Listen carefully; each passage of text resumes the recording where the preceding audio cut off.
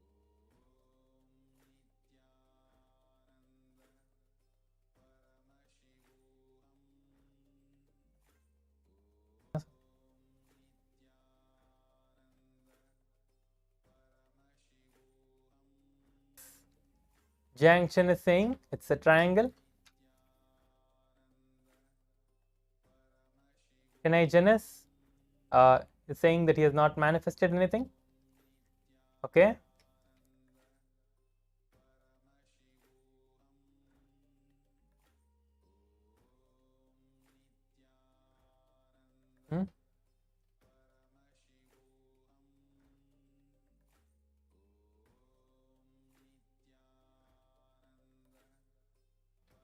Yes, Jiang Chen is saying that she saw birds that fly and a water and green sky and all of that. Yes. Now let's see the image that was projected. Yes, so this is the image that was projected. So Jiang Chen, you can see that is the birds. It's parrots. You can see colorful parrots. This was the image that was projected to you. So you're already manifesting the power, Jiang Chen. So good. Keep the power manifestation. Make sure that you practice it again and again. And even those of you who feel that you're not able to manifest it yet, you are manifesting it. Just keep practicing the power manifestation again and again, and you will see the manifestation happening. Now, please go ahead and share in the social media. With this, we come to the end of today's power manifestation. So let us finish with the Purna Mantra. Om Purnamada Purnamidam Purnat Purnamudachyate Purnasya Purnamadhaya Purnamevavashishyate. Om Shanti Shanti Shanti Hari Om Tat Sat Sarvam Bhagavat Shri Nithyananda Paramashiva Padukarpanamastu. Om Nithyanandam.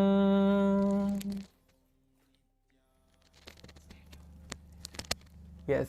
Now please stay tuned for the next session. Thank you, Nithyanandam. Paramashivoham. Om Nithyananda Paramashivoham. Om Nithyananda Paramashivoham. Om Nithyananda Paramashivoham. Nithyananda Paramashivoham. Om Nithyananda Paramashivoham. Om Nithyananda Paramashivoham. Om Nithyananda Paramashivoham. Om Nithyananda Paramashivoham. Om Nithyananda Paramashivoham. Om Nithyananda Paramashivoham. Om Nithyananda Paramashivoham. Om Nithyananda Paramashivoham. Om Nithyananda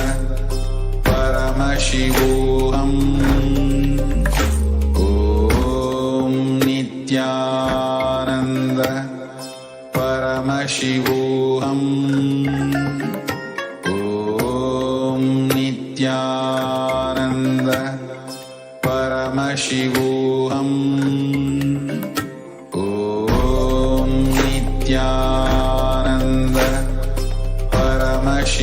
Paramashivoham. Om Nithyananda Paramashivoham. Om Nithyananda Paramashivoham. Om Nithyananda Paramashivoham. Om Nithyananda Paramashivoham.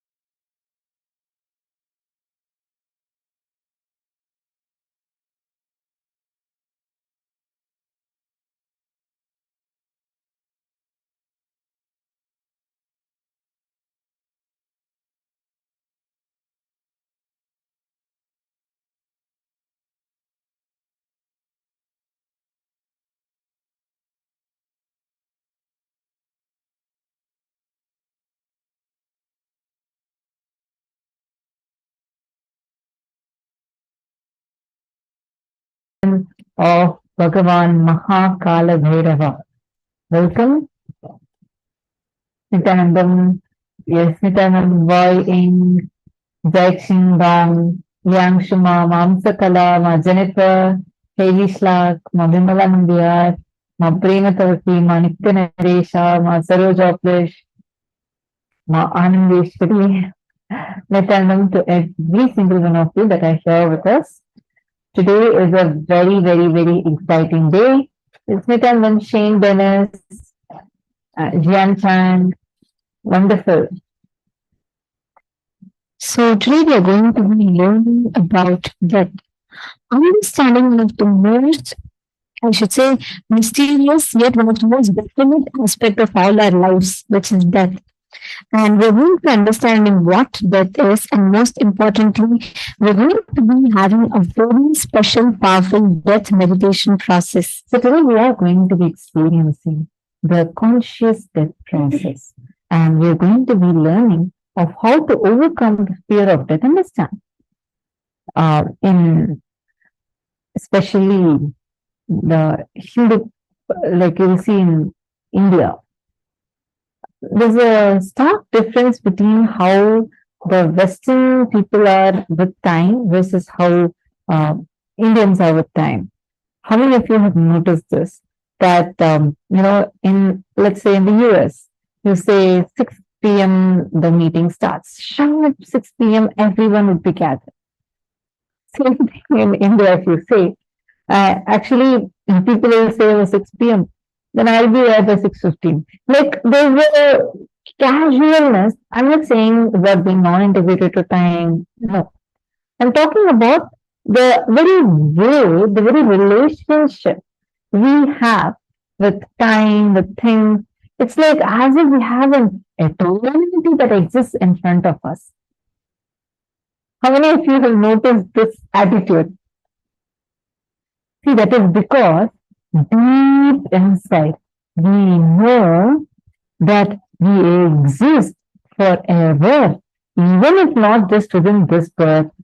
But if I want to finish this, I can assume another body again. Is the strong, powerful cognition that is deep inside us, which makes us be like this. Once again, I'm not saying that okay, you should be casual with time. I'm just saying the cognition which makes us be like that.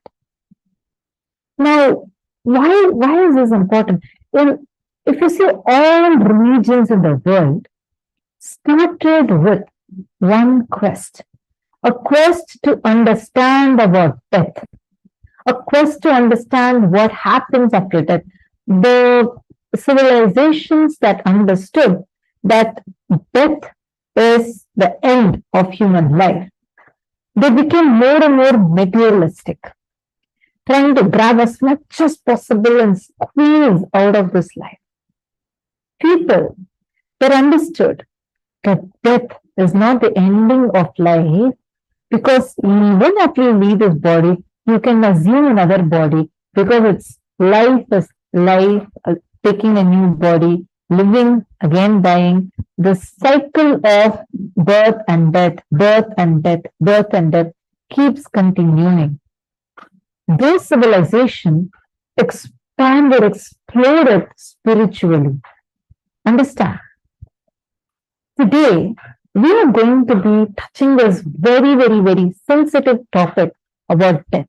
Something that which all of us know definitely it's going to happen, but which we all continue to believe as if we are not going to go through it. Like we don't even remember it. You start remembering about death in the old age. But we're not talking about getting powerless and, like for me, this word death used to frighten me. Like really frighten me. I used to never be able to even hear that word. But this is something that all of us are going to at one point experience in our life. When you understand the secret of death, you will go beyond the process of dying. Even during your death, you will be living. Otherwise, when you do not have the right understanding of death, even when you are living, you are only preparing yourself for death. Understand, all the fears you have in your life are rooted with one fear, the fear of death. Because that is the root of all the anxieties, phobias, fears that we carry. And today, we are going to be learning the secret, sacred science of what is death, how to overcome the fear of death, and how you can conquer death, how to live beyond death, how to experience the state of Jeeva Samadhi. Swamiji always says, death is not a full stop, it's only a comma. And this is one of my most favorite quotes. I've repeated it like n number of times, but I still like it to have the joy of repeating it. Swamiji tells, for a person who does not know death, every moment he is dying. For a person who knows what death is, even through death he lives. Understanding about death is very, very important because we all have death is like that unfriendly or a scary concept in our life. But it's one of the most profound things that one can experience. The understandings that you have about death, the experience, the cognitions that you have about death, and all the incompletions, everything is going to be healed today. And you're going to be redefining, you're going to be like laying the path for your graceful exit from planet Earth. When you leave, you will leave in such a grace that even death will be a celebration for you. That is what we are going to be learning today, and hope all of you are going to have a good time and learn a lot of powerful cognitions. So let's get started. First, I just want to tell one thing. This is not about being life negative. This is not about experiencing death. No. It's not that. It is overcoming the fear of death by doing a conscious death process. Understand, Hinduism does not promote suicide. Suicide, Atmahatya, is banned in Hinduism. We are not even allowed to think in that direction. We are not allowed. Death and getting the right understanding of death will only liberate you from the cognitions, fears that you have, phobias that you have developed in your life. So now, without further ado, let's enter into the very first session. The first session we're going to be entering into is learning about Maharloka. Each day we are actually learning about different lokas or different samadhis. Today we are going to be learning about Maharloka, the largest loka in the universe. Because today we are also going to be receiving the initiation into Akashic readings. So the Maharloka is the loka, the abode, where we have 14 planes of existence. We have learned about it in the first 2-3 days of the program. How there is like horizontal time zones, there are vertical time zones. Now, in these vertical time zones, there are 14 planes of existence. Whatever universe that we know of, there's only one plane, which is the Bhuloka. There are 7 planes above, 7 planes below. So, in that one of the lokas above is called as Maharloka. Now, Swamiji is going to be explaining about what is the Maharloka. So, let's all listen to the revelation now from Swamiji.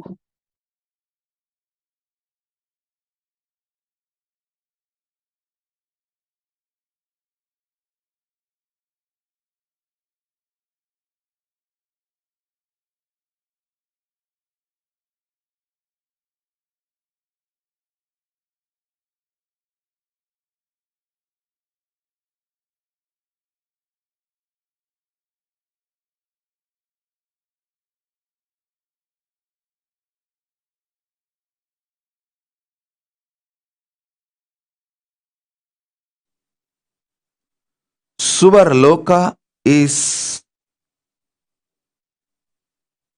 like absolute peace and joy and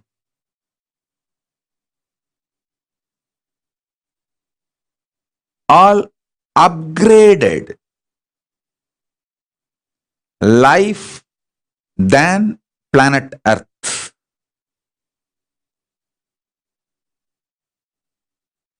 Maharloka is much higher than Suvarloka. Higher level beings go there. When I utter the word higher level beings, don't have self-doubt, self-hatred, self-denial. Whether you are qualified, are you higher level being? Please be very clear. Let me make it very clear. Even if you have broken only one pattern due to the cognition, Swamiji is Paramashiva. He told me, so I will listen to him and break this pattern with this powerful cognition. Even if you have broken one pattern, it may be dropping non-vegetarian or dropping this obsessive compulsive disorder or dropping the postponing pattern or dropping the laziness in the morning, early morning laziness, or dropping your shyness, dropping your fear to speak in public, even any one pattern, if you have dropped, cognizing my Paramashivatva, because Swamiji is Paramashiva, I should listen to him than to my patterns. With this cognition, even if you broke only one pattern, you are qualified for the initiation. You are qualified to be airlifted, conscious lifted to higher lokas. You are qualified to be fueled, empowered with the Tejas, Ojas and Kundalini Shakti to get into the Swargaloka, Maharloka, Janaloka, Tapaloka, Brahmaloka, Kailasa itself, Mahakailasa itself. Above the Brahmaloka is Parandama, Vaikunta. Then above the Vaikunta is the space where the Kailasa, and above the Kailasa, Mahakailasa exists. So even if you have broken one pattern, you are already initiated.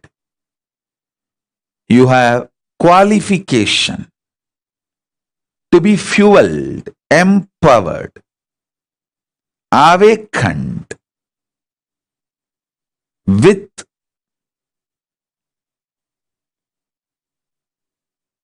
Tejas, Ojas, Kundalini, Shakti, entanglement, Shaktipada, Shaktinipada, initiation, and conscious lifted. Don't worry. Drop the self-doubt, self-hatred, self-denial.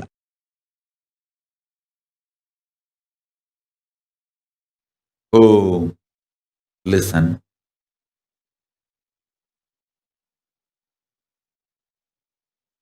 I'll tell you one small incident happened. Once in the energy session, one person came to me and said, Swamiji, give me my past life memory. He wanted to know what he was in the past life and the past life memory.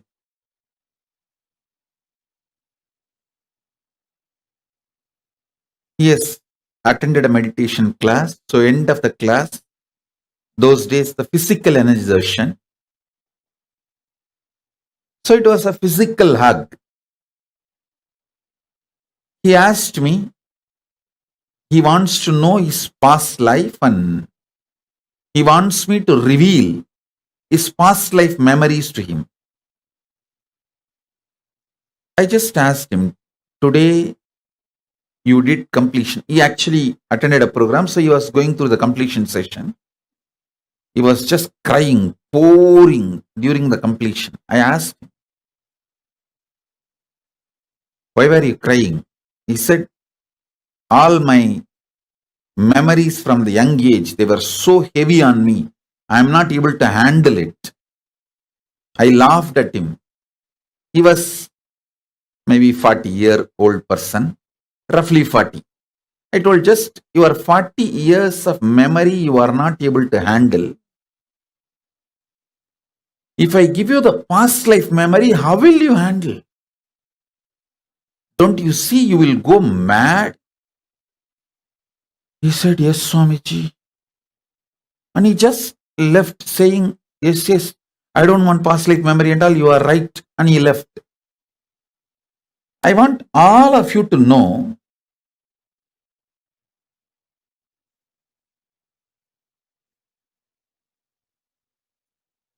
what he did is wrong. Listen carefully. When he asked me, he wants to know about his past life, he was not wrong. But when I told him, will you be able to handle that memory? And he gave up, is wrong. He should have asked me, Swamiji, tell me how I can handle the large memory. Listen. Ability to handle large information without getting personally attached to it is Chitta Suddhi. Means purity of mind, memory. Purity of the mind takes you to Maharloka and opens up the Akashic records immediately. Listen. Listen carefully.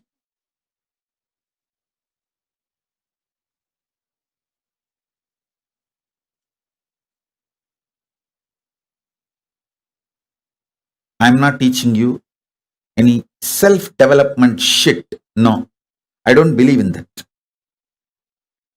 I am teaching you method to connect with Maharloka.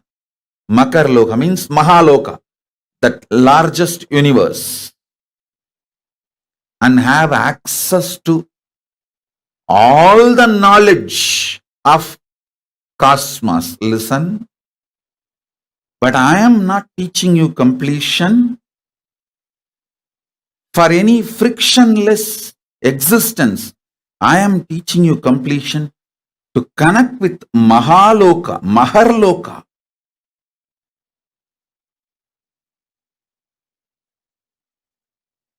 To have access to Akashic records. Listen carefully.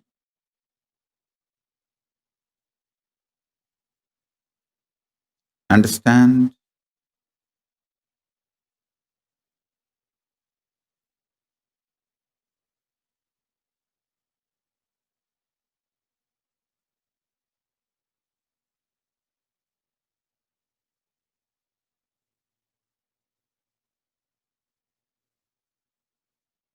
Listen carefully.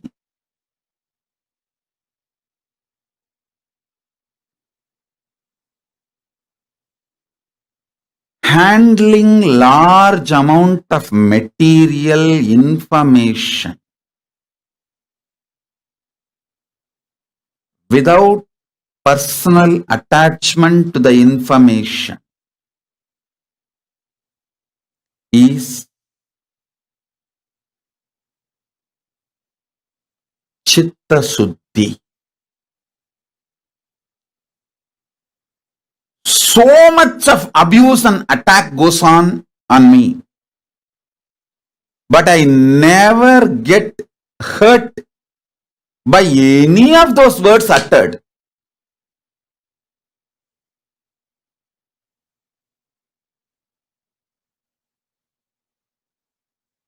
So much people praise me. Oh, you are Paramashiva, you are this, you are that. I never get attached or get elated by the words they utter. I simply see how each person can be helped from the level they are. Understand? How each person can be helped. My mission is very clear. Make your vision for life clear. Do not allow cheap people's strong words, good or bad. Listen carefully. Cheap people's strong words, whether good words towards you or bad words towards you, do not give respect for it. From right person, even if it's a good word or bad word, give complete attention to it.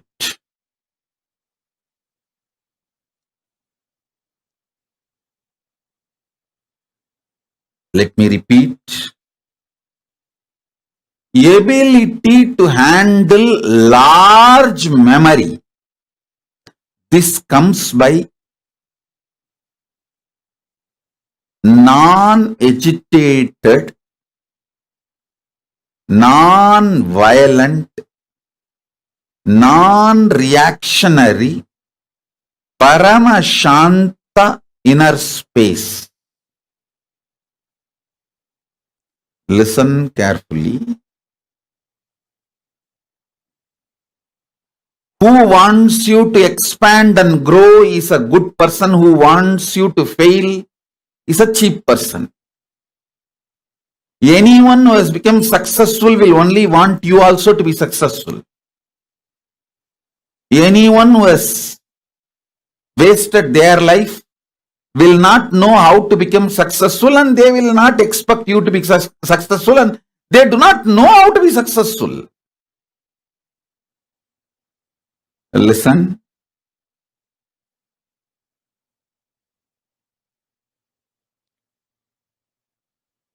More and more peace inside you, more and more past memories will be awakened. More and more peace inside you, more and more Akashic records will be opened. More and more peace inside you, more and more Maharloka will open. All of you take only one decision. Every day your sleeping time should be the time for deep completion. You see, before falling asleep, if you develop the habit of doing completion for 20 minutes, 30 minutes, till you fall asleep. Even if you are tossing on the bed, just practice completion, do completion. Your breathing will be aligned towards deep sleep and you will fall asleep. If you do completion and fall asleep, the peace inside you will become like how the ice becomes intense spatika. Same way the peace inside you will become paramashanta. Listen. Ice. For a long time, if it was not disturbed, if it did not melt down, it will get solidified and that becomes spatika. Ice added with a quality of carbon becomes spatika linga, spatika stone. If you received Atma Linga, you will know that is spatika actually. Spatika is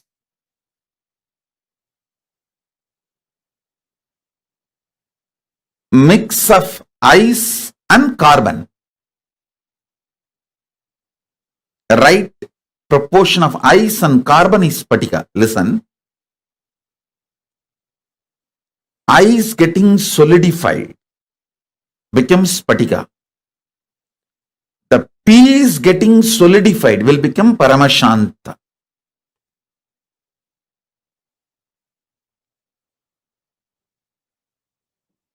One of the greatest achievement human beings should do in their life is this Paramashanta.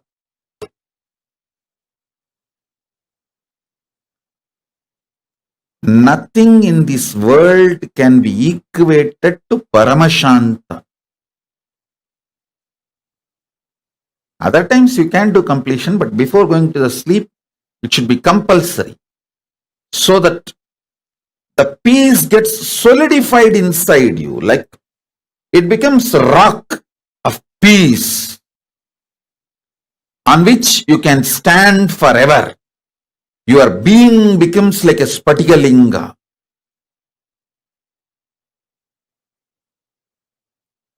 Now, whatever I introduced about Akashic records and Maharloka, please type. Then I'll take you to the next step. Oh, listen. I'll repeat again. Listen. Whenever the memories come up in you, when you get personally attached to it, you flare up. One bad word uttered by your father or mother or uncle 10 years before, still you flare up and suffer for it. Listen carefully. One disrespect done to you 20 years before in some friends meeting or family gathering, even now you remember and flare up. This is what I call getting personally attached to memories. I'll tell you one story. When you hear somebody else got disrespected, you don't flare up. But when you feel people who are your own or you are disrespected, you just flare up. This flaring up due to personal attachment reduces your ability to live. Listen carefully. Your freedom is not your ability to physically travel where you want. Your freedom is your ability to mentally travel freely without getting agitated by your inner violence and personal attachment with memories. Listen. This is the right definition of freedom. Freedom means your ability to travel freely, mentally, without getting agitated, suffocated.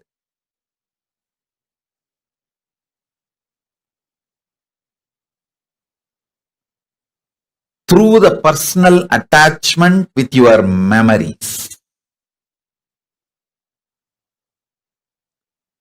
Many of you cannot travel peacefully mentally more than 60 seconds. 60 seconds only is your freedom. Not more than that.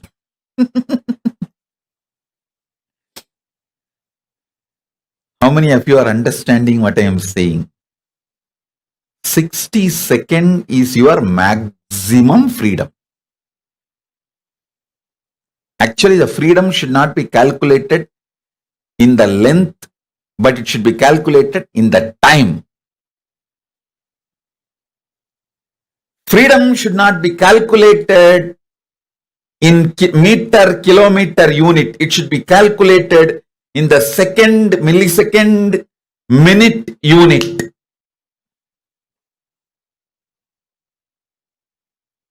It should be calculated in time unit.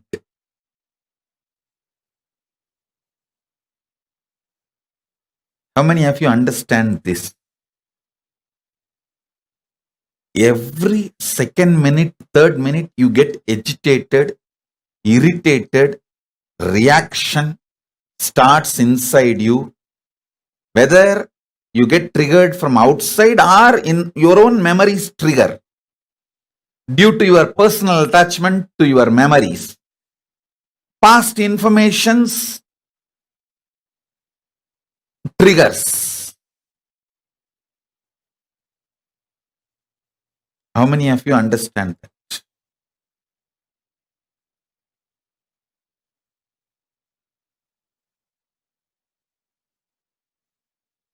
Now,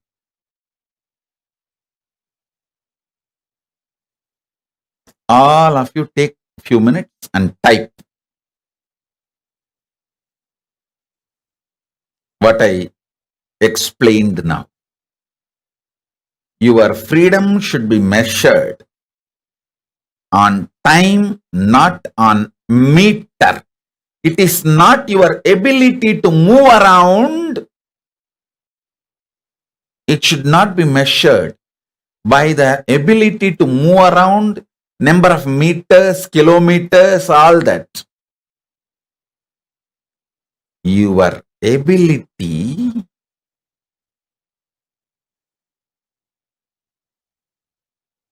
to move the world around, to move the things around you is the freedom. I don't move even out of the room I am staying, but I move the whole world.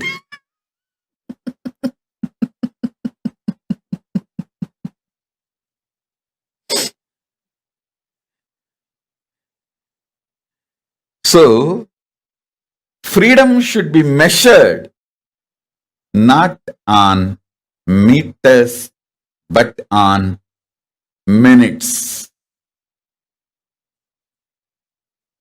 The whole shift needs to happen about measuring the freedom.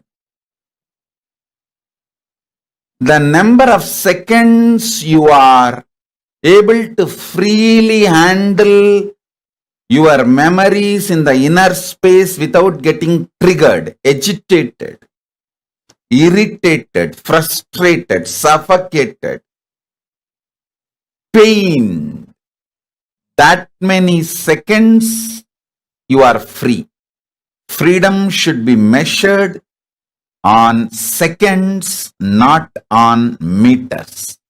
Not on meters, but on minutes. You are all measuring the freedom based on the meter. How many states you can travel, you are free to travel. How many countries you are free to travel. How you call that as a freedom.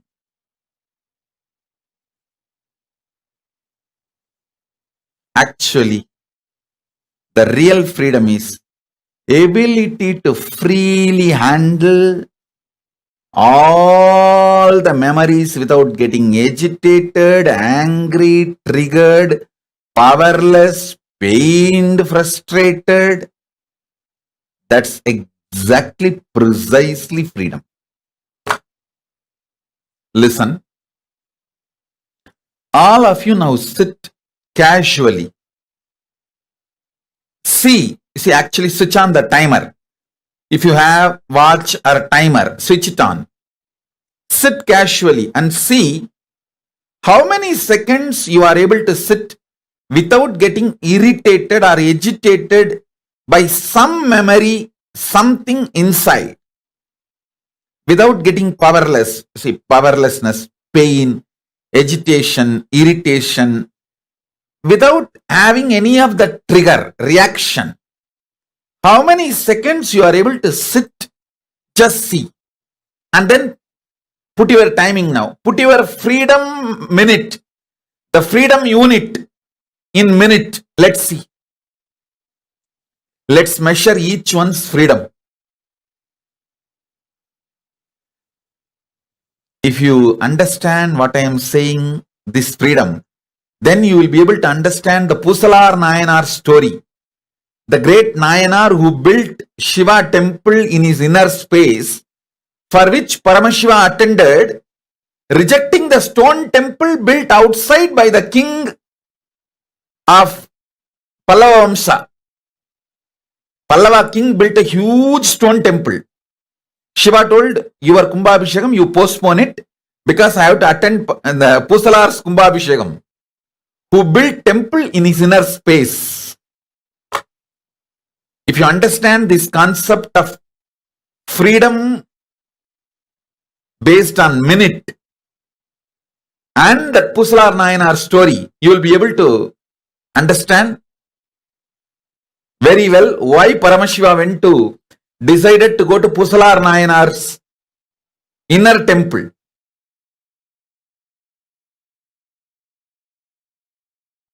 See, sometimes when you hear me talking about Arunagiri Yogeshwara, my relationship with Arunagiri Yogeshwara,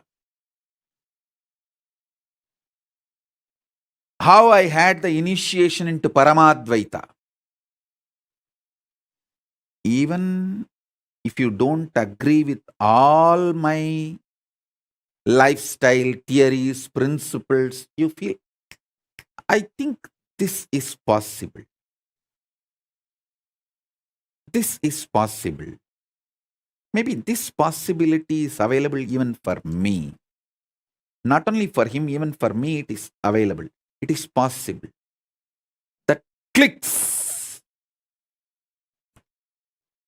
Anything which clicks with you as possible, that is yourself in Maharloka. Listen. The part, the whole which you deny due to your self-doubt, self-hatred, self-denial, SDHD, that personality, that identity, that self is the Swargaloka, self of you.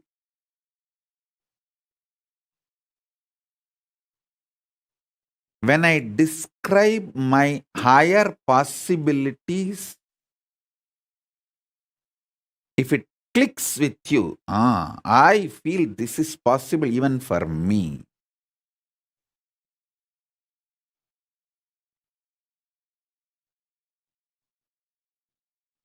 When I narrate about Arunagiri Yogeshwara or my death experience in Varanasi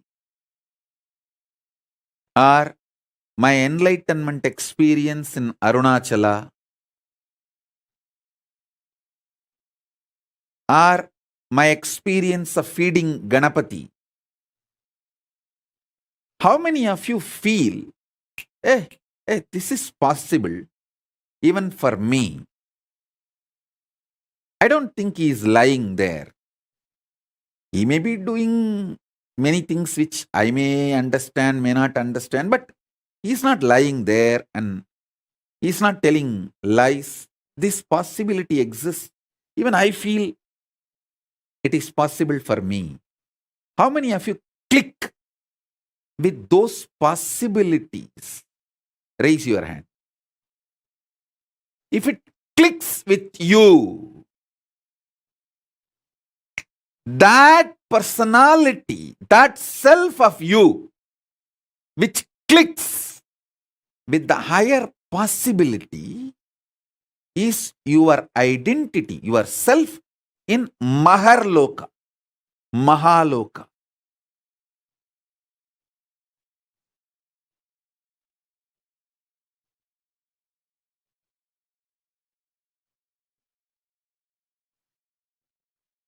When you decide ferociously with a super determinism,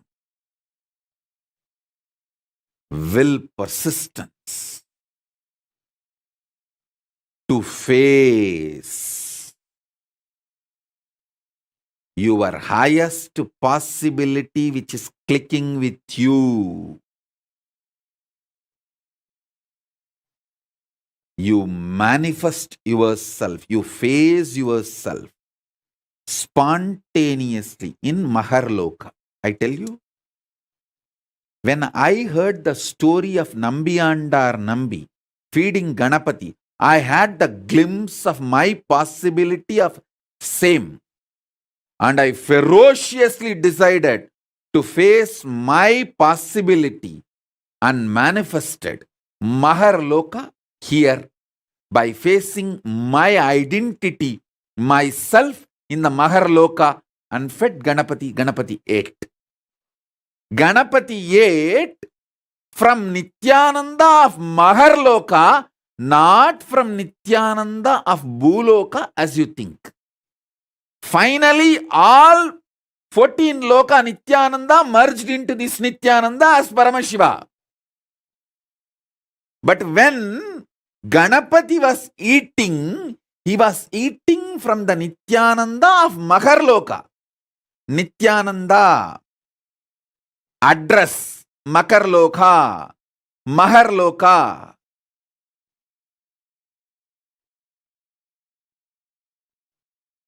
Nithyananda who stays in Mahaloka, from his hand Ganapati ate.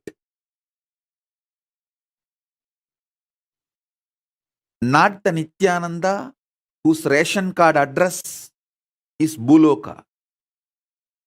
The beauty is that Tiruvannamalai is such an amazing cosmic airport. You can just beautifully slip, go up, come down very smoothly.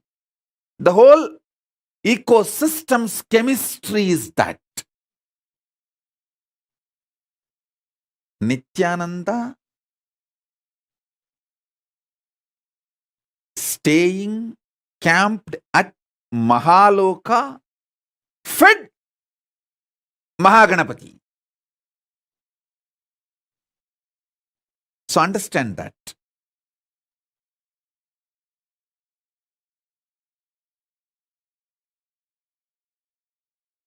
At the age of 3, when I tried to connect with him, I did not have a formal initiation. I heard the story of Ganapati eating food of Nambiyandar Nambi from one great Saiva Siddhanta preacher, Sri Selvakkanapati. And one word which he uttered just got stuck in my inner space. That Nambiyandar Nambi calls Ganapati, Mahaganapati Paramborule.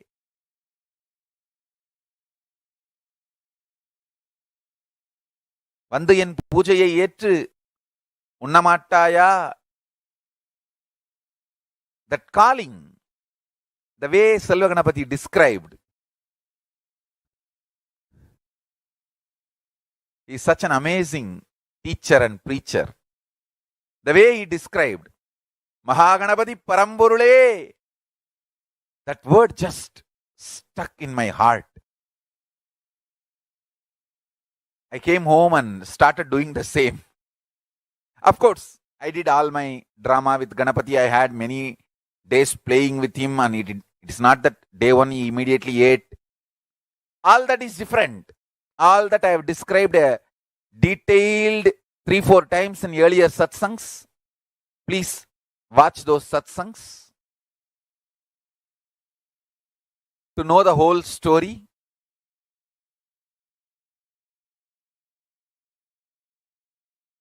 We have multiple times I have described the whole story. One thing I did with all my sincerity, I called Mahaganapati Paramburule.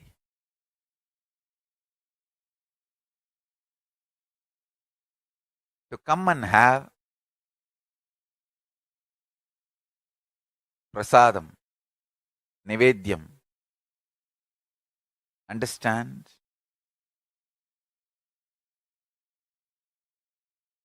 As I described in the earlier satsangs, when he ate, not only he gave me the Savikalpa Samadhi experience, he gave me such powerful experience of Nityatva. He opened the doors of Nityatva for me.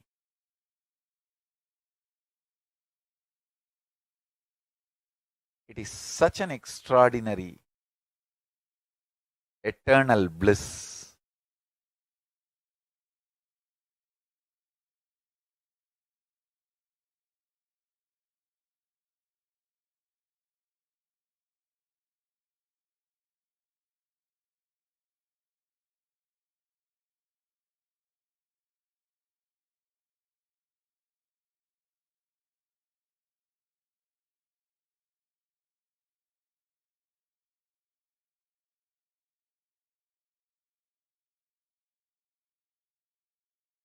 Listen.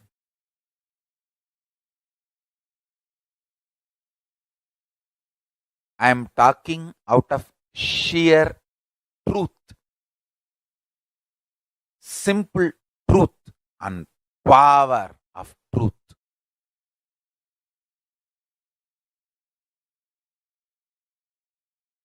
Nityatva dimension exists. Mahaganapati will open the dimension for all of us.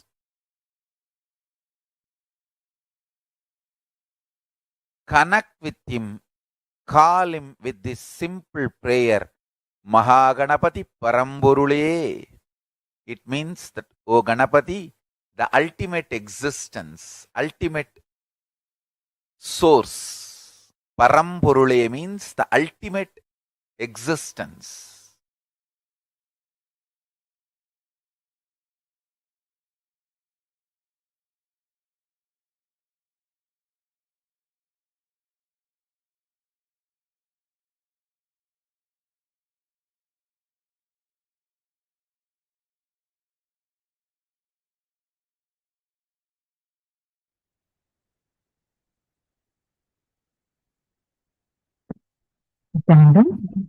So beautifully, Swami explained to all of us about the existence of Maharloka, how Maharloka exists, the largest universe, the largest loka of the universe exists, and what are the qualities of it, how it is existing. All of this Swamiji explained to us so beautifully, clearly. Now let us have a quick recap, and then we'll give you a few minutes when you all can post your questions and ask your questions. Right. Now let's get started on it. I also highly recommend that every one of you carry, always have your phone or something where you keep taking notes of these powerful cognitions you're getting and post it. That will really help you in making sure especially when you post it somewhere and make it like a declaration, it will help integrate you and help all these cognitions go deeper inside of you. And let's understand now, I have a quick recap of what we all just learned. Now we learned about how Maharloka is the largest universes exist much higher than Sargaloka. Higher level beings go here. Beings that don't have self-doubt, self-hatred, self-denial, all of them go to Maharloka.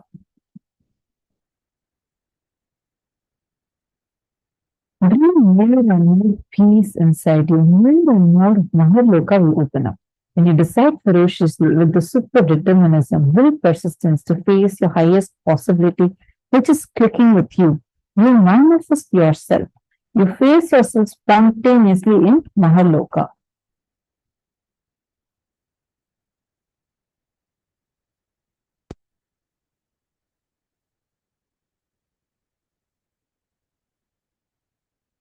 Now, what is Maharloka experience do to your physiology? It is actually captured with a PET, positron emission tomography in Swamiji's brain.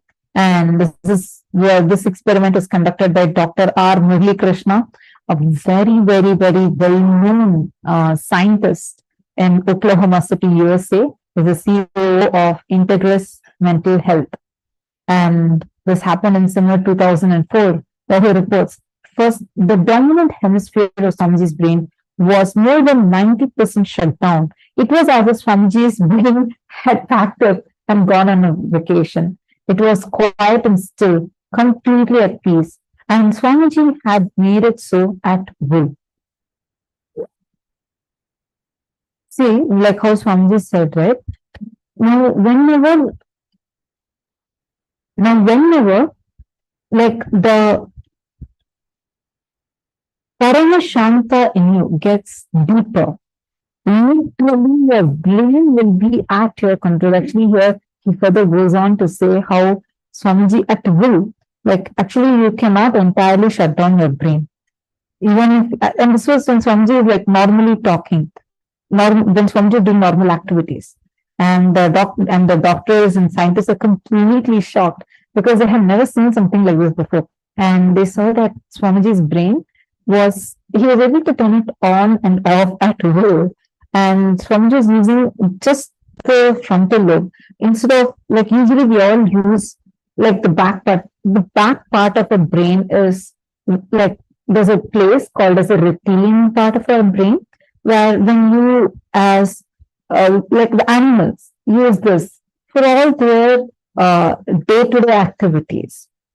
And from this, when we respond, it's usually from unconsciousness. And it's very difficult for people to operate just from third eye. And the brain research showed that Swamiji's, this prefrontal lobe of the brain was completely active. And Swamiji could turn it off and on at will. And we'll share more about this research later. Now, take a few minutes to internalize this. Even once, just once, if you have broken any pattern saying, Swamiji is Paramashiva, he told me, so I'll listen to him and break this pattern. With the feeling connection with Swamiji, if you've broken even one pattern, with this powerful cognition, when one pattern is broken, you are qualified to experience Maharloka. How many of you here have at least broken like one pattern like this? Like, for example, it can be you became a vegetarian. How many of you here have dropped meat just because of your connection with Swamiji? Just Swamiji said and you dropped meat. Like now you don't even have a thought of meat anymore. How many of you have done like that? Put in the chat. Shane Dennis, so you're saying I have. Yes, I see some of you raising your hands. Samuel, you need to put it in the chat. Yeah, okay, thank you. Okay, who else? Who else were able to drop meat? Because this is something that I've seen like so many people do. The moment you're connected to Swamiji, you'll just drop meat. I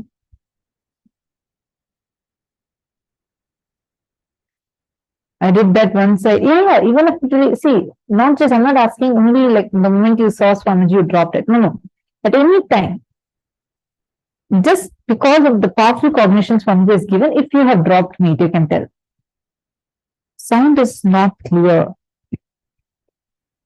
Nithyananda, could you please give me a moment?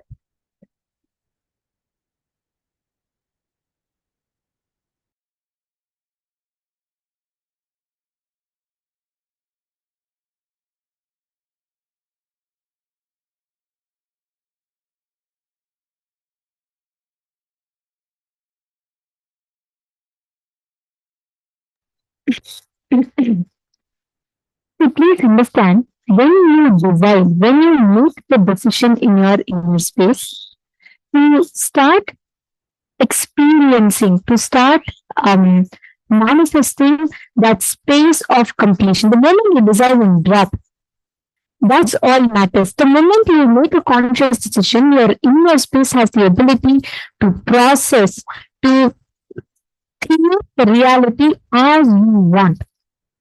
Now, every one of you that are sitting here, just decide with in your inner space ferociously. Make a ferocious decision in you. Anytime you have resistance to process information in your inner space, when you experience that Maharloka space, that inside of you, it is just so beautifully the whole process happens, such that you are able to process large amount of information in your inner space. Even if you have broken only one pattern due to the cognition that Swamiji has told me, he will do it. Your inner space will be expanding. You are qualified to experience Maharloka. Even one pattern. Now take a few minutes, write down 5 major problems, issues, patterns you are facing in life, and tell me the powerful cognition you are going to apply to break these patterns. The exact same thing. Swamiji has told, he is Paramashiva. When he has told, when he is ordained, he will sustain.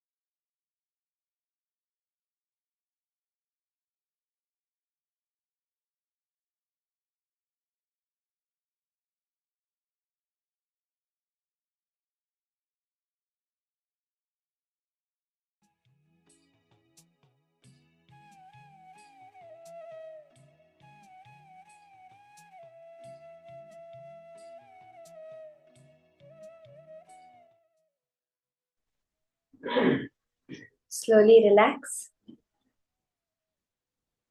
You can relax from the intense space of internalization. Now we're going to be entering into the power manifestation session. I request everyone to settle down, get ready for this power manifestation that we're going to be doing today. The very powerful power, we touched upon it yesterday in the beginning, the power of quantum memory, where we're going to be able to hold a large amount of information, be able to grasp a large amount of information. So we started it off yesterday, but we had to finish a little early. Today, let's all manifest this power of quantum information.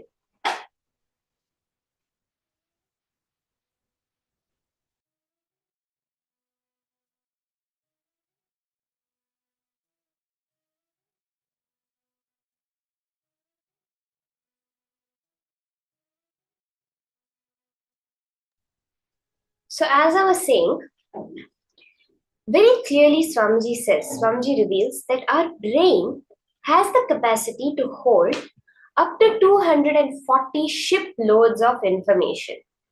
That's literally the actual capacity that each one of us have, even without the third eye, to hold information. But Swamiji is initiating us through the power of the third eye to be able to hold any amount of information in our brain.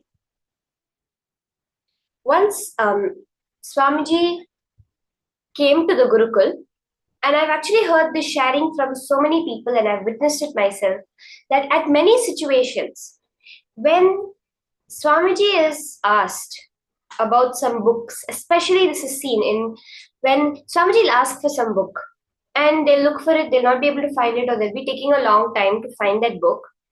So Swamiji will literally give the shelf number, the row number, the shelf number, and the book description of where exactly the book is, and all we have to do is go and pick it out.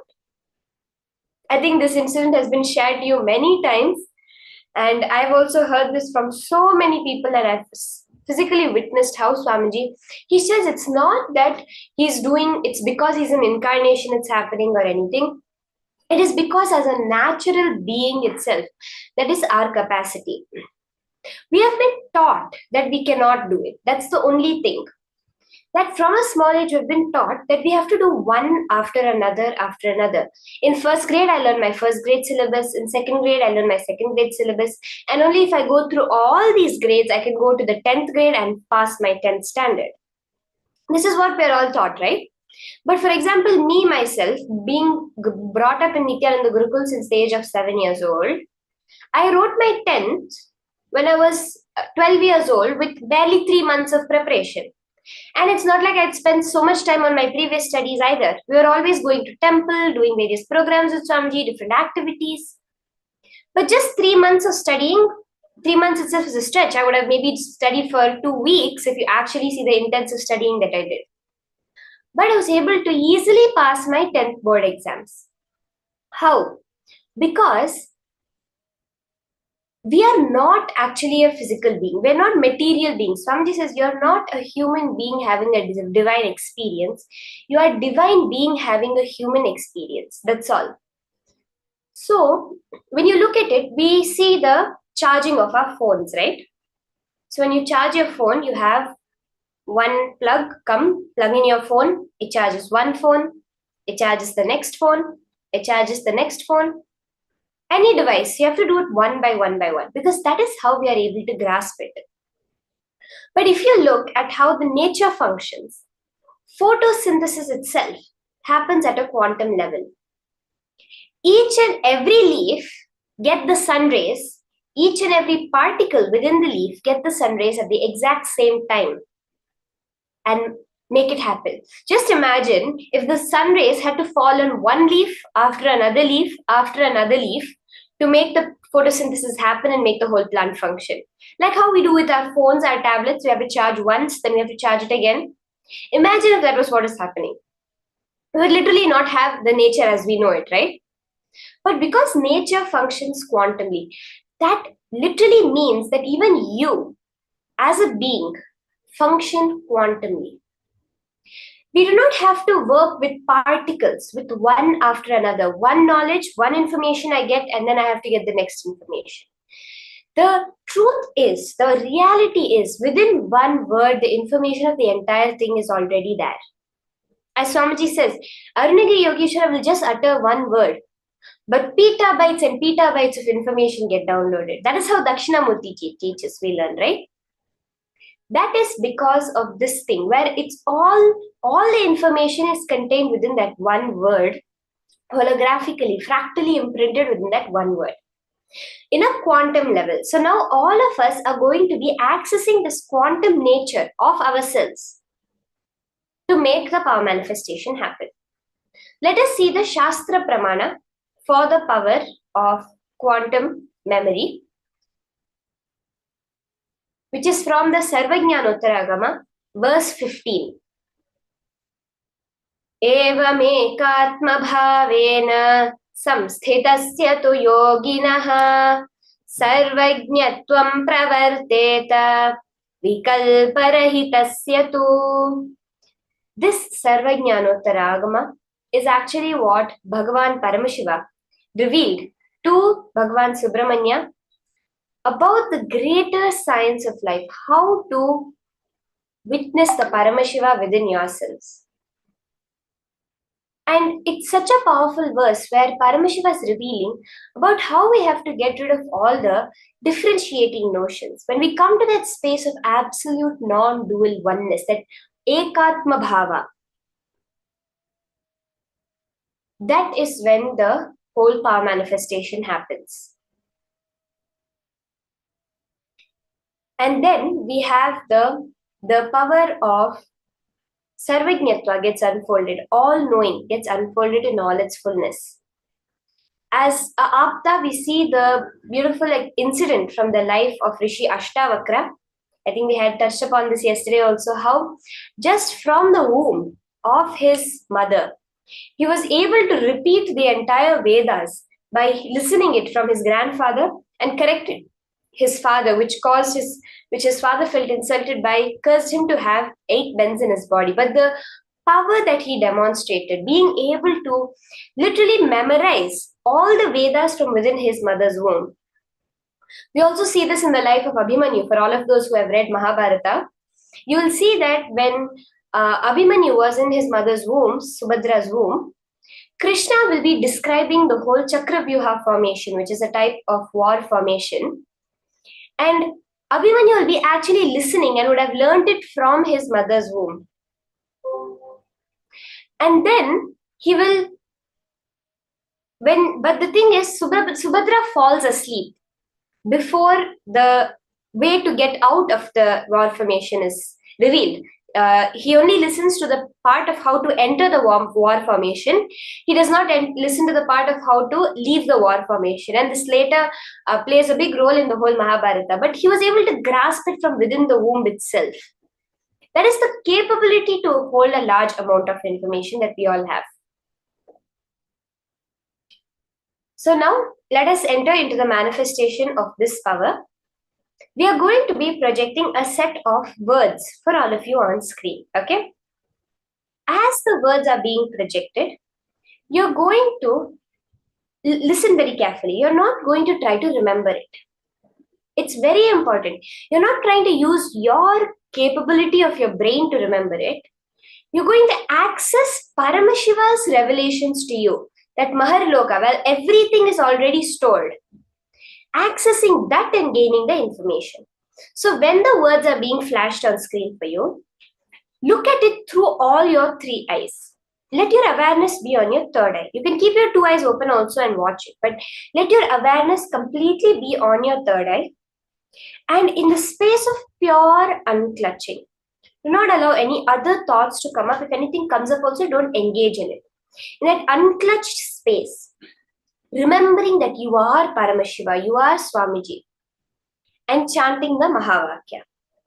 Are we all ready for this? Can I have a yes from everyone in the chat if you are ready to manifest this power? And then at the end, you're going to be typing down what are all the words that you were able to grasp, and then you will we'll share the answers, okay? Okay, I'm seeing a lot of yeses. Let's start. Let's have the words now projected, which you're all going to be scanning.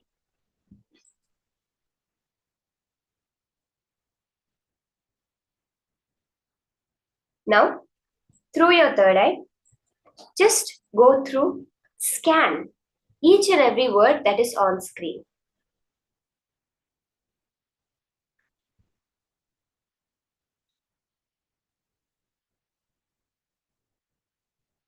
It will be on only for a few seconds. Just read through the whole thing once. And you're going to reproduce it through the third eye exactly in the same order.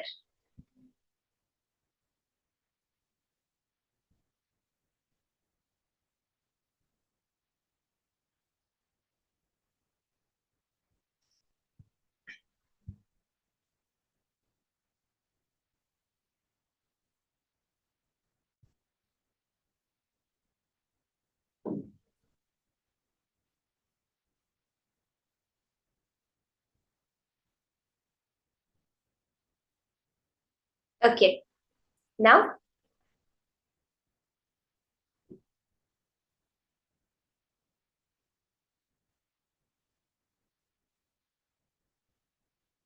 you're going to now take a few minutes. Everyone, you can pen down. Let's have a few minutes for everyone to just recollect through the third eye.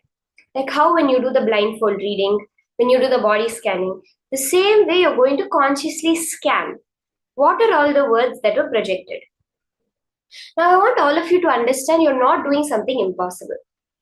It's possible for each and every one of us as per science itself. We see that when people are put into a certain brainwave state, they are able to recall things that normally we never even pay attention to. For example, the number of every single license plate on the street when they were driving to work 3 days ago, or else the meal they had 7 years ago on the exact same day. This kind of precise information is actually stored within the brain. But what you are doing now is not just going into some altered brainwave state or trying to grasp something that has already happened. No, you're connecting to the cosmic archives, that fabric of time and space, which contains all the information by itself, which is holographic in nature. And you're going to type down whatever Paramashiva reveals through your third eye. You're just going to witness whatever Paramashiva reveals and type it down exactly like that. So can I request all the participants, you can start typing down. Type it as a list of all the words in the order, in the exact order, okay?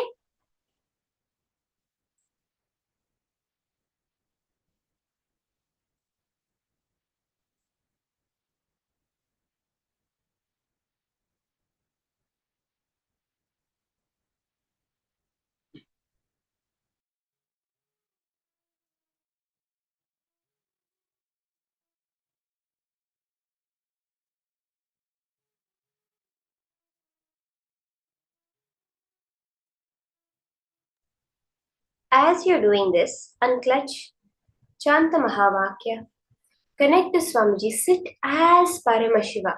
There are so many beautiful darshans Swamiji is giving. Sit as Swamiji himself, that bhava, that space that he goes into. When he's embodying Veerabhadra, see at that point, when Swamiji is sitting as Somaskandara, as Kalabhairava, he is physically becoming Kalabhairava. The same way now physically become Swamiji and sit for the manifestation.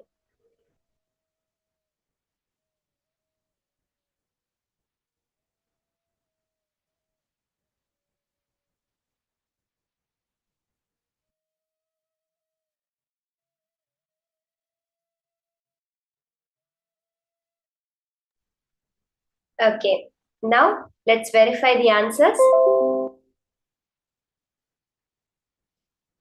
You can all go through your list that you posted and verify throughout. I'll just read out the words and you can go through your list and verify. You can post how many you got right and how many you got right in the exact same order. That will be very good. Ma, Vimala, we have no issues, Ma. See, if you're not seeing, oh, I'm not remembering it in sequence, don't pay attention to that. Just write down whatever Paramashiva is revealing, okay? So the words are web, easy, brother, fashion, service, yoga, collage, bright, river, acorns, wardrobe, update, puppy, lotion, lamp, concern, painted, hills, trends, and towel. So these are the words you can go through and see whatever came right and whatever came right in sequence. You can just write down both of these and post. We will have another round now in a few seconds. So can you all just take it 2-3 minutes and verify back whatever we had written down? See, if you're feeling like, oh, I'm not able to remember anything, only 2-3 words are coming, we have to clearly understand now itself, the very fact that you remember shows that Paramashiva is there within you. See, you cannot say, oh, this, for example, a cup is in front of you. You cannot say the cup has a memory, right? The cup is not going to remember anything. You remember the cup. But it's not like the cup every time you pick it up. Oh, I know you had some juice from me 3 days ago. It's not going to tell you that, right? Actually, your body itself is only a matter like that. It is because Paramashiva has reflected in that body, it is cognizing. And it's not that other items don't have Paramashiva. Every object is a reflection of Paramashiva, but the frequency at which it is vibrating differs. The frequency of consciousness that you are is the high frequency of consciousness. When you raise that frequency is when you really manifest as Swamiji himself. So because Paramashiva is manifesting, you have the ability to remember itself. So don't feel like, oh, I'm not remembering it. I'm not remembering in sequence. I'm not doing anything. The very reality you are seeing is Paramashiva's manifestation. Okay?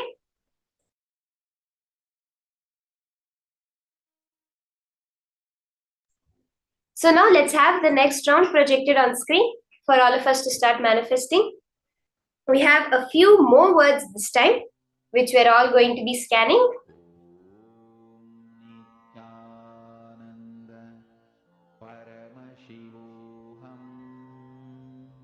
As you are doing it, remember, only Paramashiva is manifesting. I cannot do anything even if I want to. Whatever I know as me, this body, mind is dead matter. Paramashiva is the only Purusha, the only living, alive being.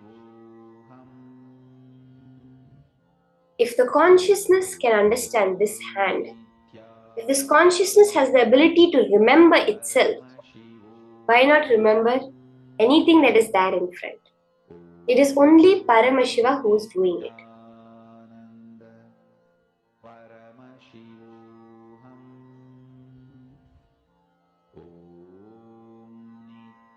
Just look through all your 3 eyes in the pure space of unclutching and write down and grasp through your 3 eyes whatever Paramashiva is revealing.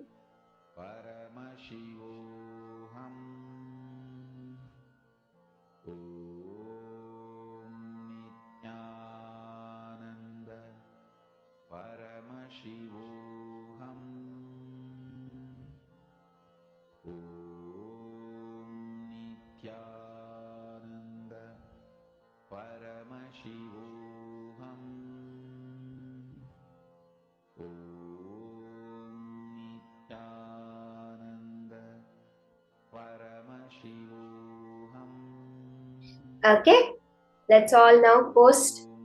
Let's all take a few minutes now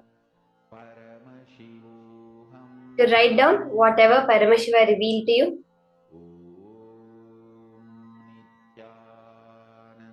I request everyone now to start penning down. Again, go back to this space. Whether it happens or not, whether you're feeling I'm getting it right or not, remember it is all Paramashiva's manifestation. It is up to him. What he wants to manifest, he will do it. What he doesn't want to, he won't. Let it be up to him. All you are going to focus on is experiencing Him in every cell of your body. Don't focus on what is manifesting or not. The manifestation is just to check. It's just to verify. It's just to have as a side effect. But the only thing we need to do is powerful cognition. That cognition shift. Experiencing Paramashiva and celebrating Paramashiva. Power manifestation is his job.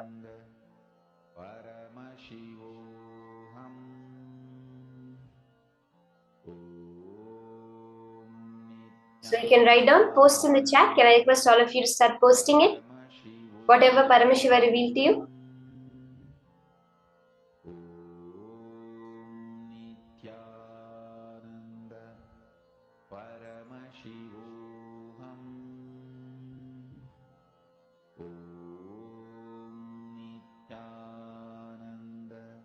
Can I see some people starting? You can post everything that Paramashiva reveals to you. You can just post it like that. Let's now see the answers. Let's see what the words are that were just projected.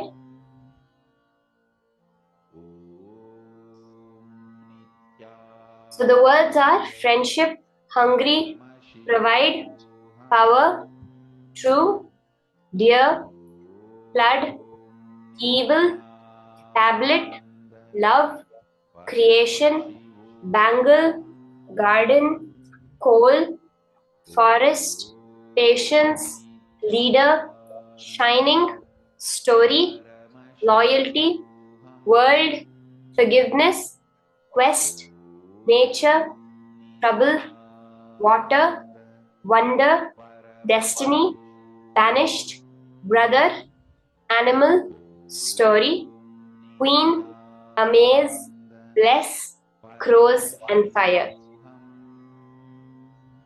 Go through your list and note down whatever Paramashiva revealed to you, how much it is matching now with the words that are on screen, and in what order is it revealed to you.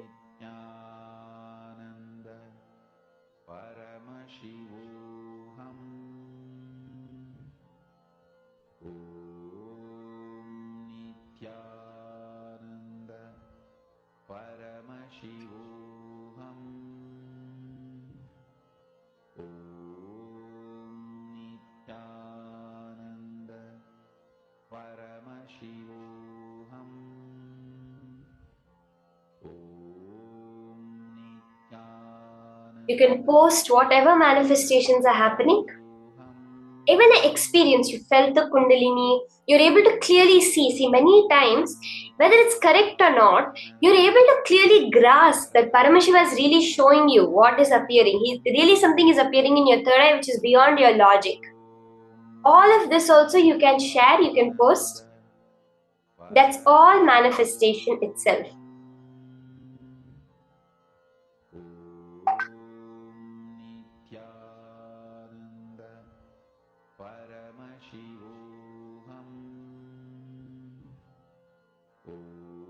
Yes, now you can post in the chat. You can all post on your answers. I see many people posting the answers, having 5, 6, 7 words. The more and more we go through it, the more and more we get comfortable, the more and more power manifestation happens. See, actually, power manifestation itself does not take time. It is just that to make the cognition shift happen is all the time takes. Power manifestation is just one cognition shift. Within 3 seconds, the shift of the cognition manifests powers. All the other time that we spend is nothing but to get that cognition shift, which is what we are having through the various sessions when we're listening from Swamiji, when we're internalizing it. It's all for that cognition shift, which will then manifest in life. One more thing is, it's not that the power manifestation we are doing is just some power, some trick or anything like that. It is a way to live your entire life itself. Like now, grasping large amounts of information, this will not just apply to this one round that you're doing. It will be in your every aspect of life. When your boss is giving you some instructions, without missing a single sentence, you will remember it. When you have some project to do, you'll not have to keep going back and referring. You'll immediately just know everything. It's like the example of, for example, you're teaching a kid, a 5-year-old kid or a 7-year-old kid about gravity. Now, when you're describing gravity, you may say that, see, this is a ball, and I throw the ball, it falls back to the earth, right? It does not go up. That is what is the effect of gravity. But you're not teaching the kid gravity so that he can play ball. You're teaching the kid gravity so that he can use it in his day-to-day life, so that he can understand the very fundamental nature of the universe. The same way, the power manifestation time you spend here is like teaching the kid that if you throw a ball, it goes down. It's not to play ball his whole life. It's about understanding how the universe functions and using that in your life. That is what is power manifestation. Now, we'll be entering into the next session on the most powerful initiation from Swamiji, the Vishesha Diksha initiation, where we are all literally going to be getting that most powerful level of initiation from Swamiji himself. Getting the right to call Paramashiva whenever you want. This is literally Paramashiva's personal cell phone number you're going to be getting through the Vishesha Diksha. Let's now listen to the higher powerful cognitions that Swamiji has revealed on Vishesha Diksha.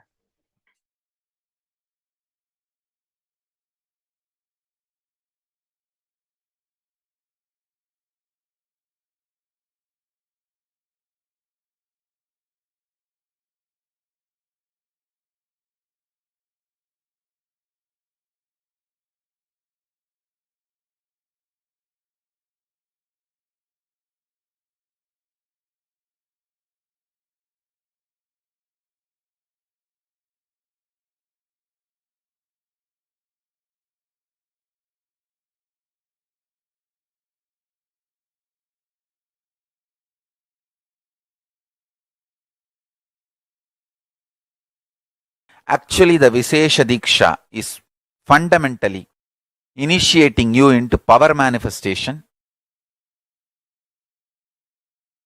and opening the doors of Kailasa for you. That's literally the Vishesha Diksha. Receiving Vishesha Diksha. Vishesha Diksha is 4 reasons why it is so important. First, it directly opens your personal connection with Paramashiva and Kailasa space. Second, you are initiated into all the power manifestation signs. Third, you have personal, intimate version of Paramashiva, Atma Linga, for yourself.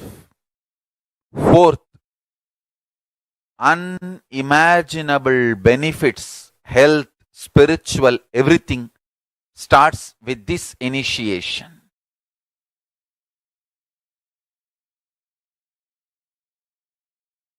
Understand, Vishesha Diksha is giving you superconscious breakthrough. The action now I am supposed to perform. I do not know whether the Acharyas read out Somasambhu Padati to you.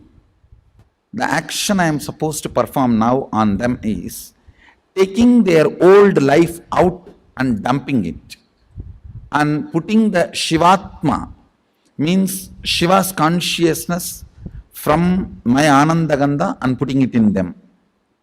Read out the whole thing, then they will understand why Vishesha Diksha. Unfortunately, people think Vishesha Diksha means vegetarianism, that's all. No. Shaivam is not just Shaiva meal, Shaiva life. It is initiations you receive and few minutes every day you spend to bring yourself to the oneness. Puja is nothing but bringing you to oneness. For example, I give you my personal cell phone number and tell you, every day and one particular time, if you call me, you can talk to me directly. Are you going to take that as a load work? Oh, every day I have to call. Or are you going to feel, wow, I have a direct access to him. Every day I can, few minutes, I have a direct access to him. What are you going to feel? Puja is giving you Sadashiva's personal cell phone number. He has committed to me, whoever I initiate. When you connect with him, he is committed to me, he will respond to you. I am authorized to give you his personal number. Puja is nothing but giving you the authorization to call him at particular time. And he has committed to me, he will respond to you. Vishesha Diksha is nothing but giving you his personal number, hotline connection. So every day during the puja, that few minutes, you can connect with him in oneness. And he has committed to me, he will respond to you. Understand? I am authorized exchange for him. He has given me the authority. That is the reason I am sharing. One more thing I want to tell you. Sometimes people come and try to tell me, oh, non-veg food is a human right. Being human itself is not right. What stupidity you are talking about non-veg food? Your body is not made for that. I am not talking from the sense of moral. If you want to evolve into the next level, don't eat poison. Vishesha Diksha demands only two requests from you. One, you need to be vegetarian. Another one, every day at least 10 minutes you need to bring yourself to the oneness with the puja. 10 minutes is too less time. It doesn't take more than 10 minutes, I know. It's too less time. Sadashiva is demanding to respond to you every day and keep yourself in oneness. Actually, I don't promote any other spiritual practice. People ask me, should I do this technique, that technique? Twisting the eye and looking here and blowing the nose, this corner, that corner. I don't give you any technique. I only ask, connect with him in oneness, 10 minutes a day. I think maximum it takes 11 minutes.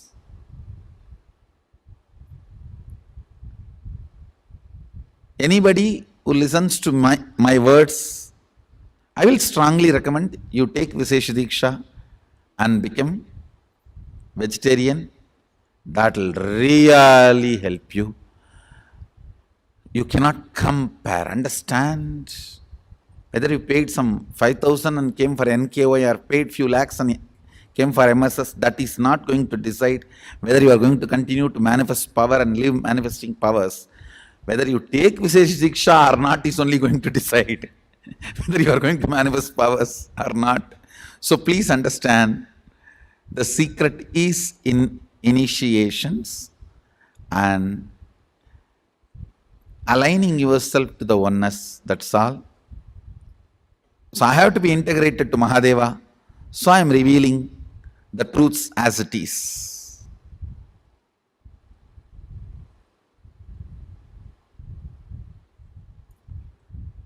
Whatever is said and done, Vishesha Diksha is something extraordinary.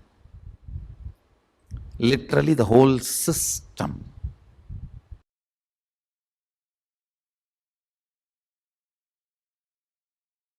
Listen, I'll repeat.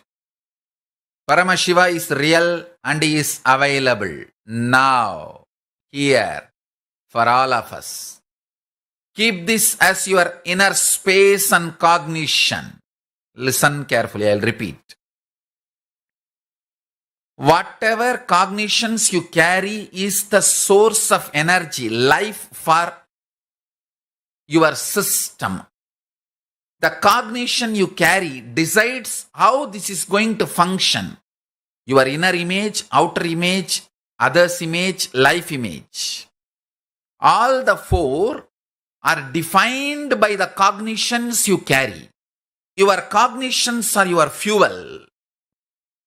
your cognitions manifest your life.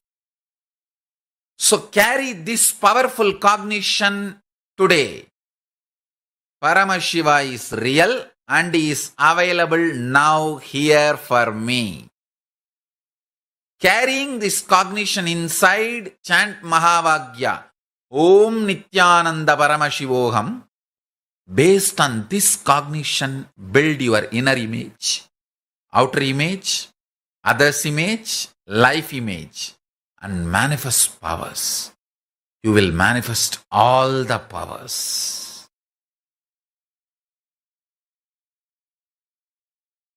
So during the Vishesha Diksha, there will be Vishesha Diksha, Shiva Diksha second level. If you commit, you want to become vegetarian from now, I am authorized to remove your past karma of non-vegetarian, and I will do it.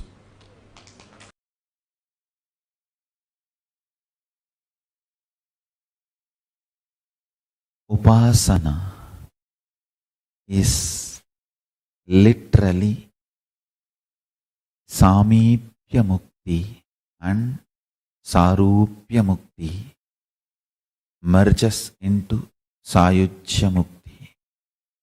Understand? Intense prayer may start as Visishtadvaita, will evolve as Dvaita, and raise to Advaita and manifest as Shuddhadvaita. Whatever level it is, prayer is the most powerful, ultimate way of connecting with Paramashiva.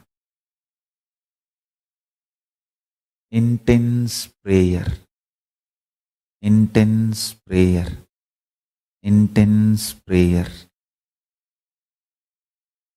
intense prayer.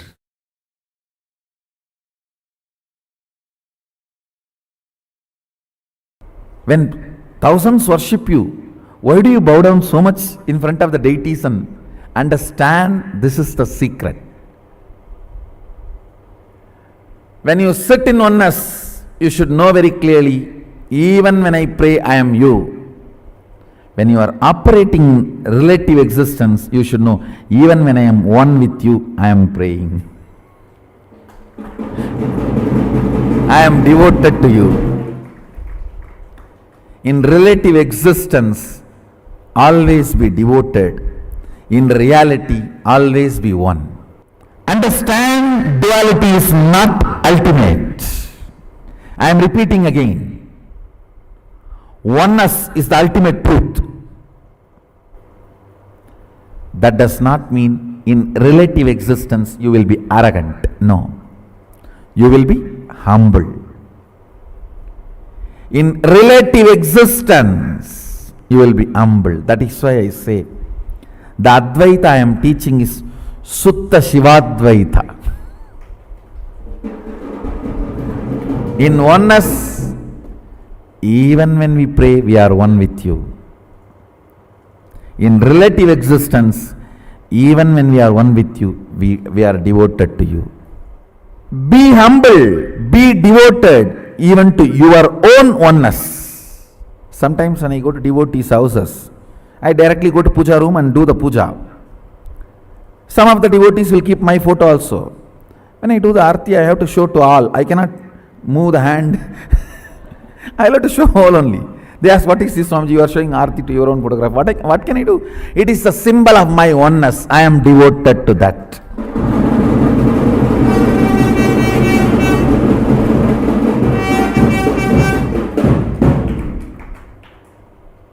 Even I bow down to.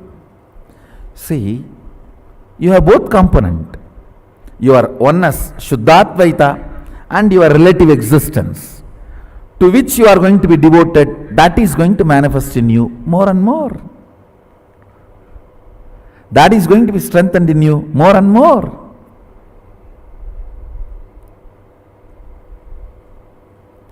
Kailasa is the space of ultimate oneness.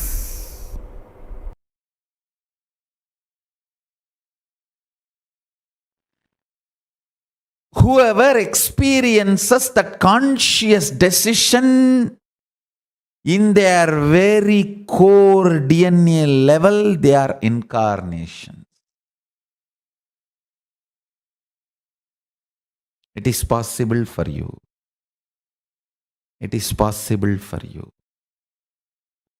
Decide, continuously hold that conscious decision, you are Paramashiva. And tell Paramashiva, Prabhu, Mahadeva, I know you reside in me. I invoke you with all my being. Please open up. Let your conscious decision capacity manifest in my DNA and upgrade myself from the natural selection process to conscious decision process. Listen. You do not need anything more than consciously deciding Paramashiva. He is waiting to manifest in you the moment you decide Him. Today, make this decision. I decide consciously, let ultimate God, Paramashiva, manifest in me. I may not be educated about His qualities, His identities, but that does not keep Him away from me.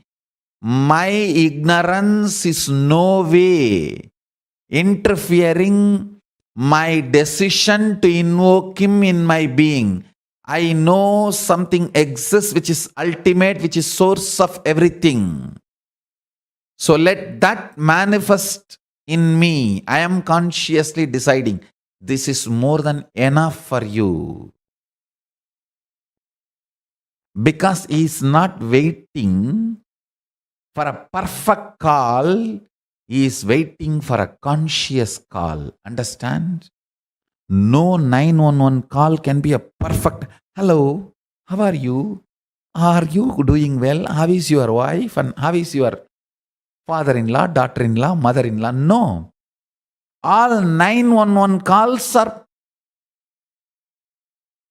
from anxiety, from distress, from suffering, asking to save. Paramashiva knows every call we make to Him is a 911 call. He does not expect perfection.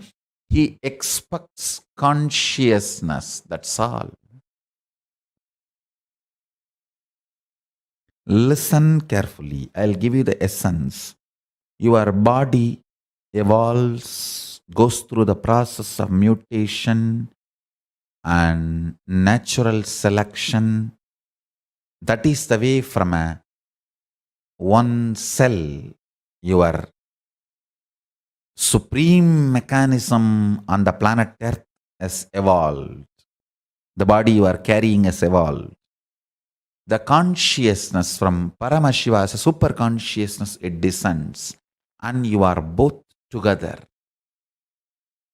You are not just body, you are body also. Now, by invoking this conscious being, Paramashiva,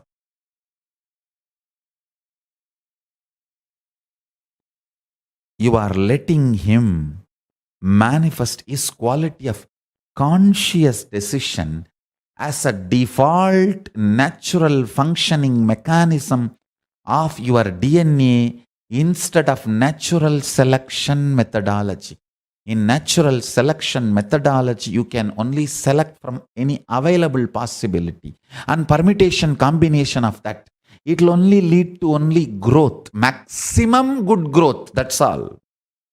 But if you allow this conscious decision process of Paramashiva in you, by invoking Him, connecting with Him, declaring oneness with Him, declaring your integrity and allegiance to Mahadeva, Paramashiva, Just the very declaration is enough because he is waiting. With the declaration, he rushes into you, gushes into you. He just opens the floodgates and explodes into you and changes your DNA's natural selection methodology to conscious decision methodology. Understand, when your DNA decides to shift from natural selection to conscious decision, you manifest powers. Because power manifestation is a breakthrough, not growth. Now what I am talking is real initiation into Hinduism.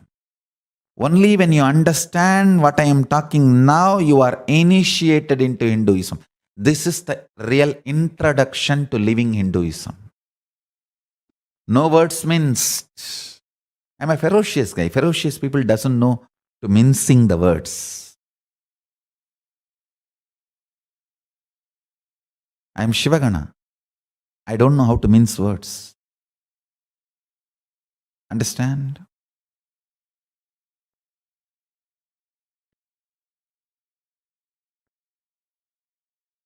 Declare your integrity to Paramashiva consciously and tell him, I really don't know how you look, your qualities, qualifications, identity, all that. But I know something superior exists, something ultimate exists, which is source for everything.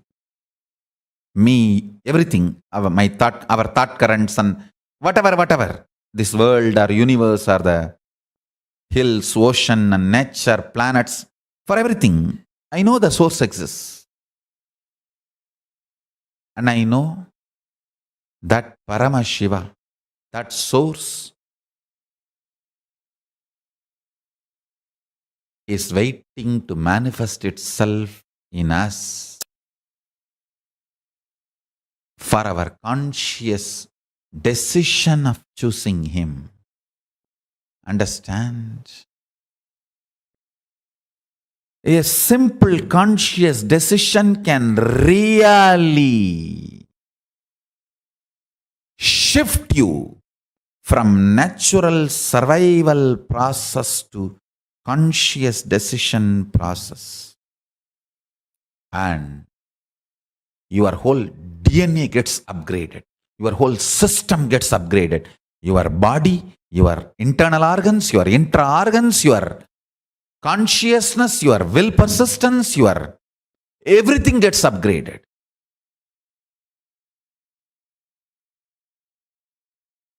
It is like Paramashiva starts breathing through you. He starts beating your heart. He starts moving your blood.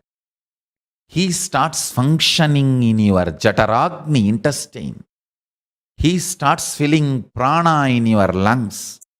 He starts moving your muscles with energy. He creates thought currents in your brain. He creates, he operates, he manifests. From the methodology of conscious decision, not natural selection.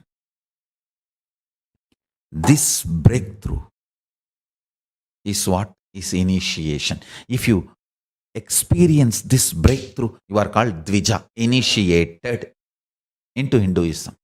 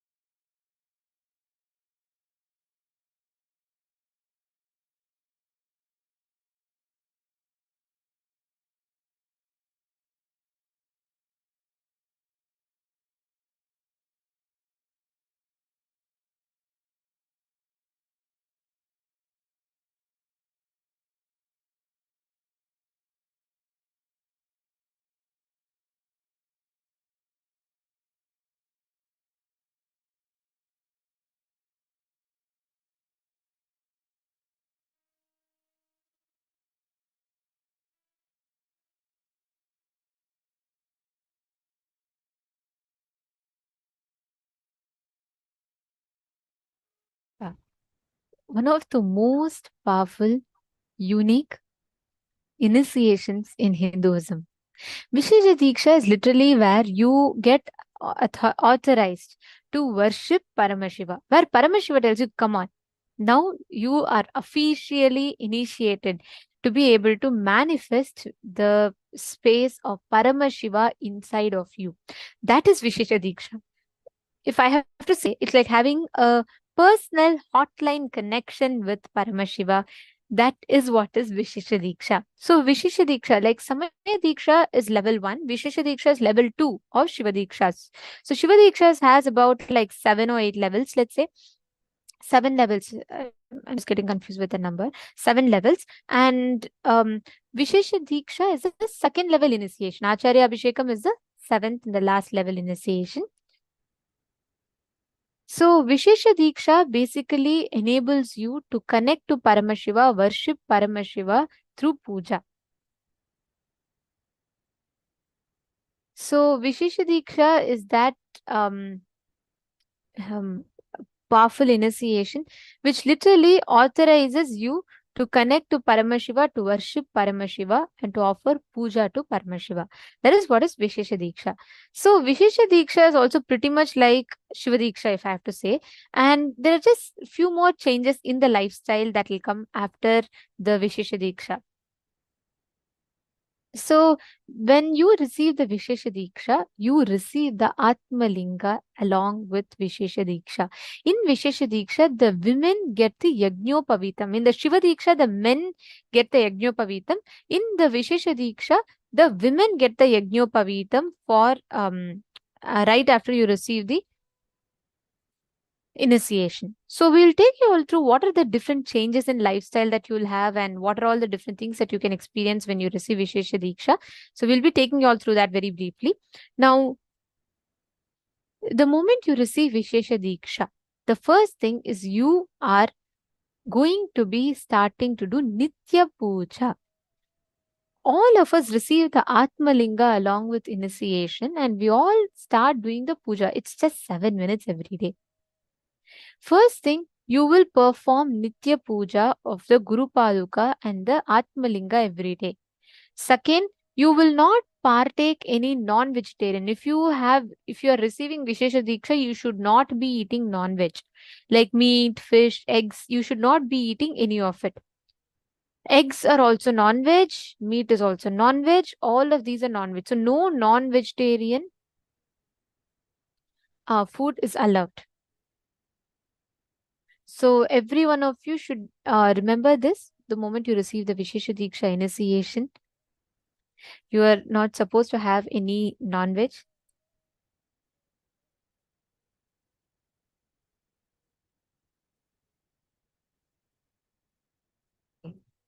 And next thing, when you receive the Vishesha Diksha, right, the first thing that starts happening to you is you start experiencing Paramashiva manifesting in your inner space.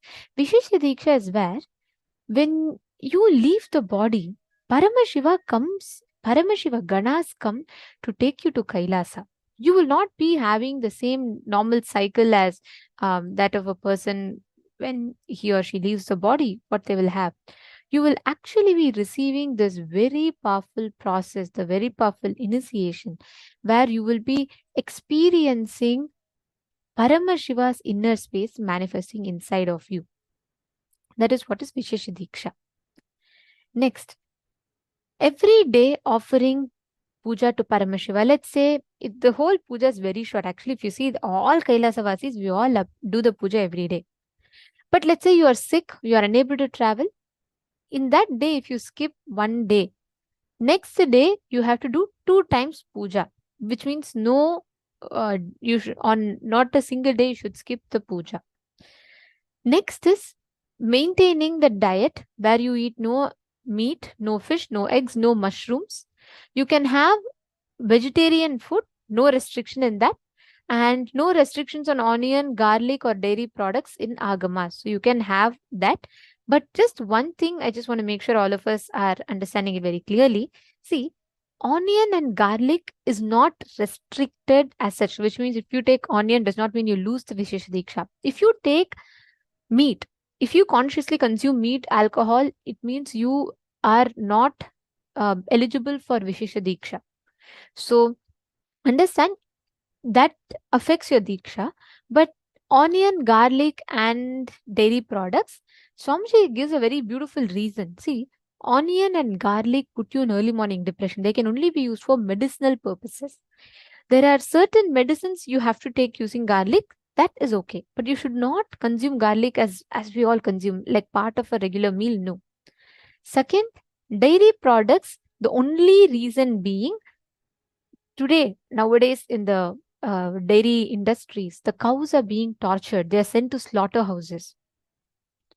So just to make sure that the cows are safe. If you are sure that in a dairy farm, the cows are all being brought very happily and they're not being treated with violence, you can consume that milk. So it is not more like, it is not for a non-veg perspective, no. It is vegetarian, it is part of our this thing. But the only thing is, you have to make sure the cows, the source from which you get the milk, they should not be slaughtering the cows. The cows should not go to slaughterhouses. That's the only thing. Next, if by mistake you eat without realizing something contains egg or mushroom, immediately take haritaki powder and detox it from your system. Remove all the toxins sitting inside your system. Now, there are certain do's and don'ts the moment you get initiated into Vishesha Diksha. First one, the initiated disciple should not abuse Paramashiva, the cosmos. He should not abuse the Shastras revealed by Paramashiva. He should not abuse the Acharya and the Shaiva Sadhakas, the seekers. He should not cross the shadow of Shivalinga. That person should not eat food offered to Chandikeshwara. Chandikeshwara is a deity of Paramashiva. You will see in all the places, Shiva temples. So you should not eat the food kept to Chandikeshwara. And you should not cross the garlands offered to Chandikeshwara. You should not abuse the person who has received the Shiva Diksha. And till the last breath, he should do puja to Shiva, Agni, and Acharya. The only people that exemption is given for is children, ignorant, old people, women, kings, or for sick. But even for that, please understand, even for this, as long as you are alive, you should do puja. It reminds me of a very beautiful incident that Swamiji tells from Swamiji's very own life. When Swamiji's grandfather, right, he was so sincere. Even the day he left his body, he was almost like 80 or some, I forget the exact number, or something like 80s or 90s, 90 years old. And even on the last day, he was so sincere. He got up in the morning, went, showered, sat, he did the puja, went to office, came back, did his evening anusthana, and he sat and left the body. That's how he left the body. It was such a graceful exit, Swamiji will say. Literally, it's in our blood and veins in Hindu tradition to do the puja. Nitya puja is part of everyone's life. Especially that you are initiated, you should make it a point to do puja every day. Puja should not be missed for any reason whatsoever. You can do the puja, let's say, like sometimes there are like extremely unavoidable circumstances, like you could not at all do it. On those days, it is fine for you to skip. If you're not able to do the puja, you can do it the next day. But even for that, Swamiji will say, if you do not have anything at all, just take water and hold the Atmalinga and offer it to Atmalinga. Even that puja you have to do. But do puja every day without missing. So far, are all of you clear? Do any of you have any doubts?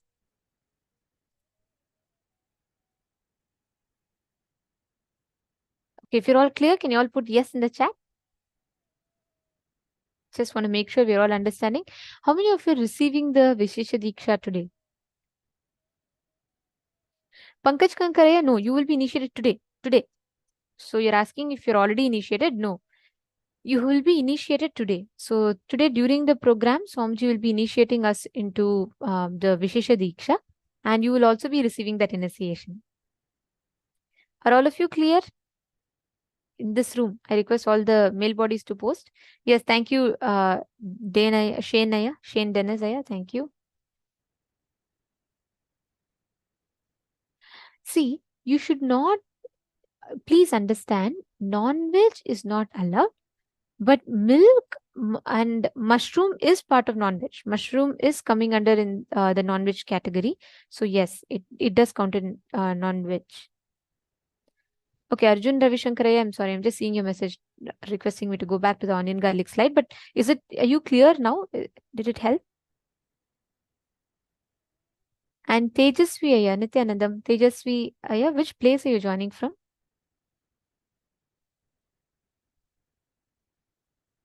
Nithyanandam, nice to see you sitting here. I can't hear you, sorry. Just if you could please type it in the message, because there are multiple rooms together, so we may not be able to hear you.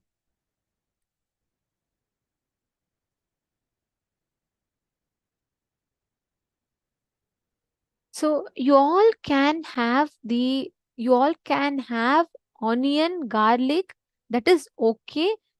I mean, in the agamas itself, it is not restricted, but Swamiji's personal recommendation for all of his disciples, his Adinavasis and Sannyasis, Swamiji has told no onion, no garlic, because onion and garlic causes early morning depression. They are even in Ayurveda. Please understand, as per Bhaga Shastra and Ayurveda, it is used as a medicine purpose. Like when garlic and all, when you have cold, cough, or some particular illness, they use garlic as medicine. It can be used as medicine. It should not be used as a daily food for flavor, because they cause early morning depression. Exactly. And one more important thing is this lifestyle is recommended for us for the best possible superconscious mutation. Understand? Okay, Ma Saroj Aplish is asking, Ma, please clarify the issue of yeast. Yeast is not allowed. See, yeast contains pain biomemory. It has the muscle memory, it has the muscle memory of pain. The yeast will therefore carry the suffering, and when you consume it, it will carry that karma. But for program participants, it's recommended to not eat, but it's not restricted strictly. But in Kailasa, none of us consume yeast. In any form, we do not consume yeast. Even what you call as nutritional yeast, I have heard, all those we don't consume. Ma Yogignana Rupini is asking, Ma, can we drink rasam which contains garlic and onion? That's what, Ma, see.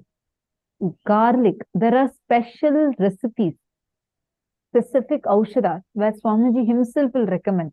Except for those, it is recommended to avoid onion and garlic completely from your diet. But this is, again, not a restriction. According to Agamas, there is no mention of not to eat garlic or onion. But personally, Swamiji tells his disciples to completely avoid onion and garlic in your food. Rasam can be made without onion or garlic. That's what we all drink in Kailasa.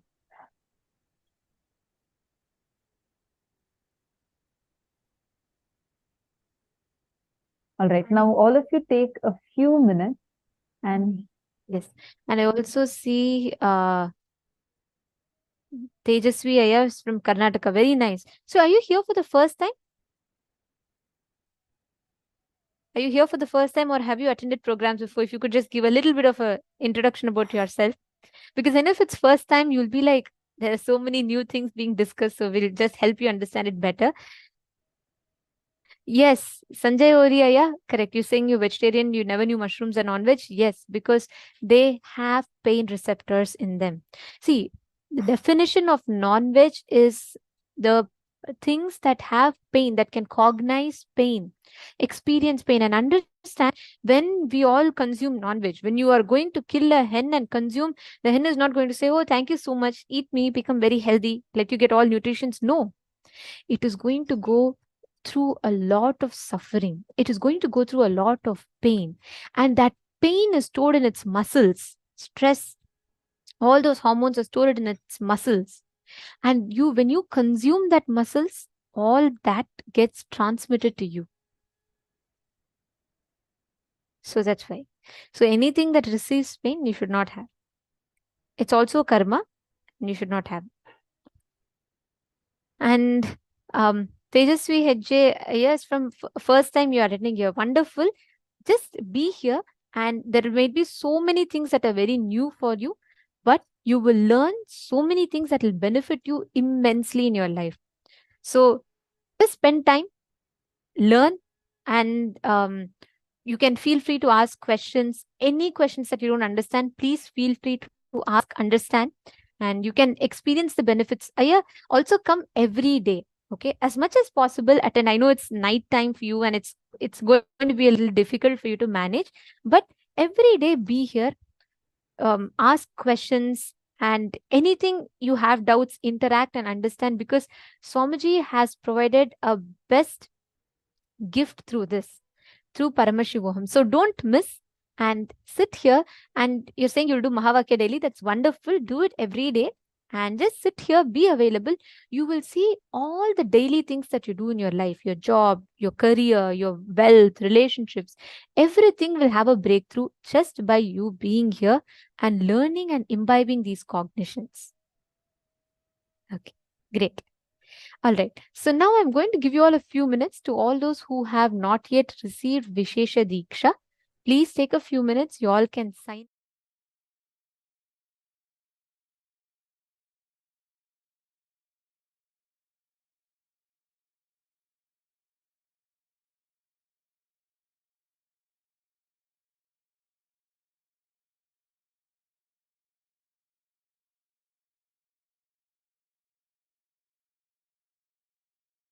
The program.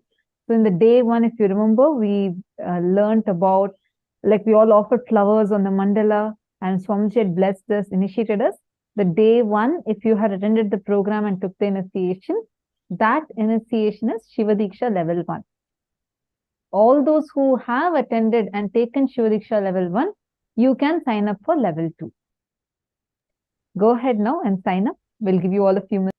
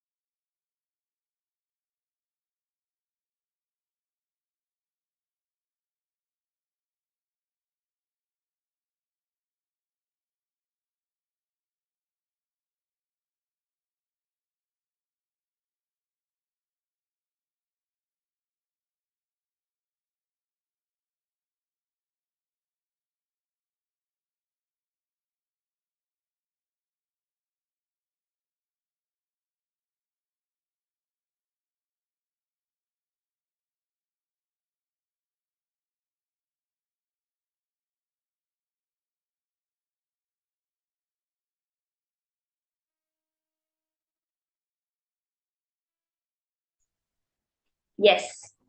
Now, after understanding about Vishesha Diksha, we are all going to be manifesting the powers now. That very space of installing Paramashiva in us, that is what we are all receiving today. The thing is, what Swamiji is doing is he's awakening that natural, that I am Paramashiva, that thing within us. See, we all have a contact with Paramashiva. We never realize it. It is only after the initiation of the Guru we realize that is there. And all of us with this initiation now, we can manifest powers. Now we are going to be doing a power of Akashic readings. Can I have all of you? How many of you are ready to start the power manifestation? You can just post a yes in the chat. How many of you are ready to start manifesting? We're going to be doing the power of Akashic readings. And in this round, you're going to be identifying some detail about a person. So the first round, all of you, I will be giving you one question, particular question about me. Yes, okay, I see many yeses coming in the chat. Thank you. I will be giving you one question about myself, and you're going to scan and answer that. See, with Akashic readings, the most important thing is Paramashiva is directly showing it to you. You're directly accessing that plane of Maharloka, that cosmic archives. And it is that cosmic archives which Kalabhairava is the holder of, he's the keeper of. And in living incarnation, Swamiji himself has authorized you now to access that cosmic archives. So now, what you're going to do is, because it is through Swamiji, through the supercomputer of the incarnation himself, your PC is accessing the information of the whole cosmos. What you're going to do is, take a picture of Swamiji, an Atma Murti if you have, that will be the best, the Atma Murti printed and cut out. You can have the Atma Murti. So I request all of you can quickly get a picture of Swamiji or your Atma Murti and keep it in front of you. If you have any Aushadas, you can apply the Aushada on your 2 temples and on your 3rd eye and on for the Atma Murti also. If you have the Jnana Anjana, you can apply it on your 3rd eye and under your 2 eyes and for the Atma Murti also. Okay, so let's all take a few seconds to prepare, and once we're all done, we can say yes, done in the chat. If you have prepared your Atma Murti and kept, see, if you do not have any Aushadas, no problems. You can keep a regular photo, any photo of Swamiji, through which you're going to be seeing the Akashic records, the cosmic archives. So once we're ready, let's post done in the chat, okay? The most important thing about this power is you're going to be seeing it on the Atma Murti. So an Atma Murti is completely necessary. If you do not have the official Atma Murti, you can keep any photograph, any image, any form of Swamiji in front of you for the manifestation. Yes, ready. Okay. Now, when I give you, you're going to understand that Swamiji has given you the access. You're going to only look at it from that context. I only have to join the remote virtual desktop, the remote desktop of the supercomputer called Swamiji. He has given me the password, he has given me the access. That is what you're doing to chant the Mahavakya. First, you go into the unclutching space, disconnect from whatever you're already connected to. Chant the Mahavakya, raise your frequency, hold the feeling connection and connect back into that laptop. Now, through all your 3 eyes, you're going to look at the Atma Murti. And remember that you don't have to do anything now. You're relaxing from doing. That is the most important part. It's like your natural state is Paramashivoham, our deep sleep, which every being in the world, despite how many sufferings they're going through, despite how many pains they're going through, everyone goes to deep sleep. Whether you just won a lottery or you just lost your job, you'll still go into the same deep sleep because that is our natural state. The space of Samadhi, of manifesting powers, of Paramashiva is nothing different from your deep sleep. Just that you are aware. Your consciousness has penetrated that. That's all. Are we all understanding? So now, you're going to be bringing back that space of deep sleep, but with pure awareness. If you can sleep deeply with your head, neck, and spine in a straight line without falling, without moving, you are in Samadhi. You can understand it like this. That is what we are all going to be doing now. For this round of manifestation, you will keep all your three eyes pinned on Swamiji. It will appear very clearly in golden letters. So let's all start now.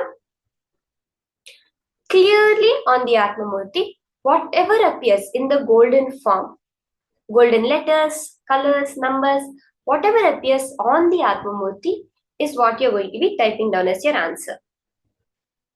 So the question which I have for all of you is, which is the school that I studied my first standard in? Okay. I joined Gurukul when I was 7 years old. So I had completed my first standard before I joined Nithyananda Gurukul. What is the name of the school that I studied my first standard in? You can also scan where the school is. Okay. So can I request all of you to start the scanning? Chant Mahavakya. Connect to Swamiji intensely. Let him flow through you. And whatever appears in the Atmamurti, type it down. So we'll have it a quick round now. Now you're going to be doing with me, and after this, you're going to connect to a partner and do the same manifestation. So first, you're going to be scanning now. Which school did I study my first grade classes, my first standard? Which school did I study and where was that school? Let's all start. Chant Mahavakya. Om Nithyananda Paramashivoham. Look into the Atmamurti with all your three eyes. Become completely empty. Let Paramashiva flow through you and scan. Which school and where did Ma Shambhava study her first grade? Just ask this question to Swamiji. Kalabhairava himself will open that cosmic archives and reveal the answer to you now.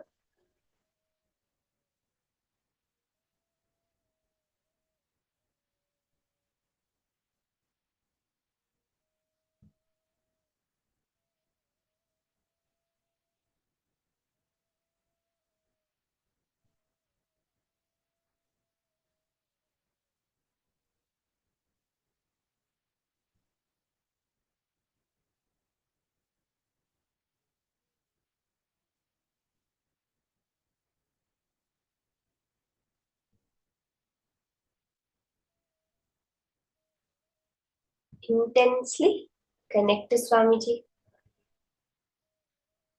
Let him reveal whatever he wants to you now. See, when the answers are coming up, if it seems unrelated, if it's not making sense to you, just type it down exactly as Paramashiva reveals. Okay? Let there not be any interference from your ideas of what it may be.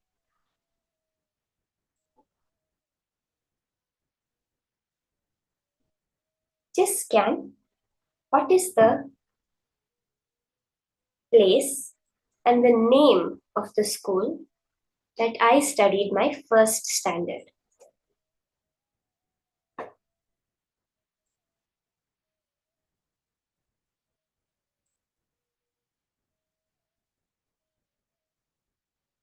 Okay, Ma Mahagupta has started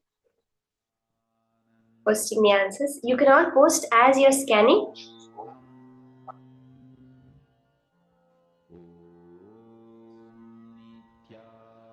Nithyananda Paramashivoham.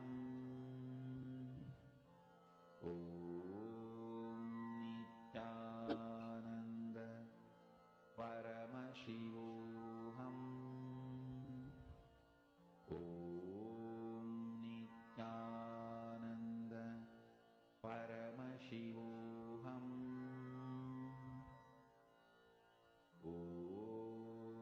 Tanja Devi, Ma Sahana, you can start typing down your answers.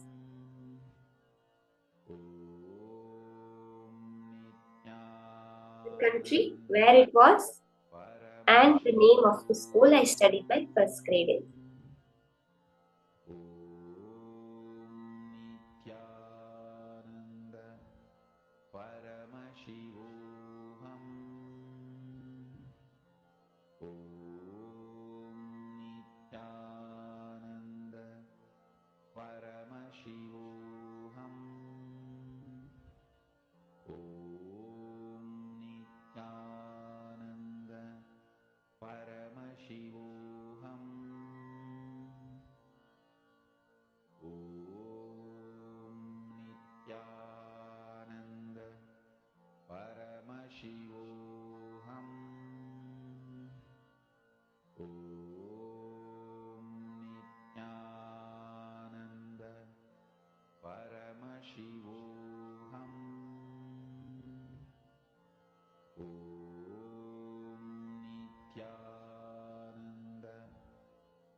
Ma Krista Edmund, I see you're actually posting. Yesterday, I had seen one question you had posted. I didn't get a chance to answer it. So I just wanted to clarify. You were saying that sometimes you feel that when you just get the question, immediately the answers come up. But when you actually sit and do the process, you don't see the exact answers. Am I right, Ma Krista? Is that not the question you had asked yesterday? You can just acknowledge it once.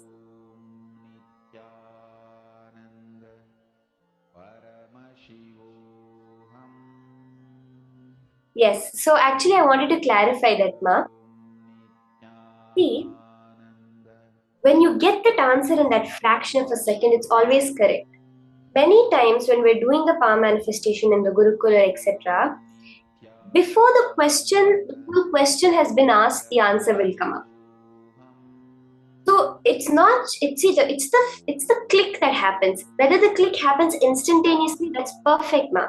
If you're able to see at the fraction of a moment, it's perfectly all right.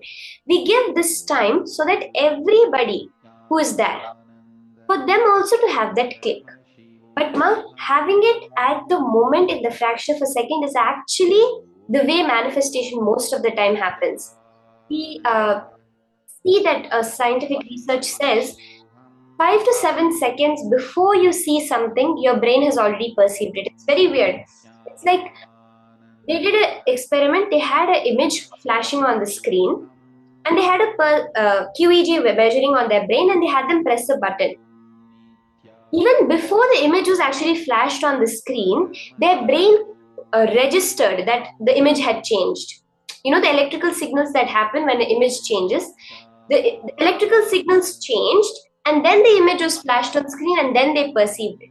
So when we're looking through our third eye, many times we're actually tapping into that micro part of our brain, that milliseconds before which we actually perceive it, ma'am. Okay, now I'll tell all of you the answer. We can all finish posting. I see Jaipur, California, Boston, Bangalore, Saraswati,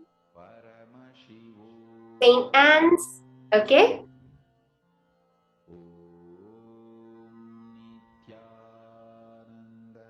States. Okay, I see many answers coming up. Is anyone else left to post? Chinmaya Vidyalaya, very modern building complex, white with tall spires, much like a British or Spanish building. Okay, Ma Sadashivamayi. Madonna, big city in Singapore, capital city, a private school. I see the words Shin Chu Hong. Could be a street name. Okay. Okay, I'll tell you the answer. So, Madonna, you got it right. I did study in Singapore. My first grade I did in Singapore. That's perfect. I saw someone had posted Chinmaya Vidyalaya. And actually, during the time, I was also attending the Chinmaya Mission Balvihar classes. So I did not do my first grade in Chinmaya Vidyalaya, but at the same time, I was actually attending the various once a week the Chinmaya Balvihar classes, which they conduct. So that is right. The name of the school was actually NPS International School. So N for not, P for person, and S for school. National Public School, International School. So it's kind of a conflicting name, but that was the name of the school. It's an Indian-based school in Singapore. Madonna, you had said big capital city. That would be right because Singapore has it is the city name. The whole of Singapore is a city. And I'm not too sure about the street name. So maybe you could Google it up and find out. The name of the school is NPS International School, National Public School International School. It's an Indian-based school which was there in Singapore. So that was what I had attended.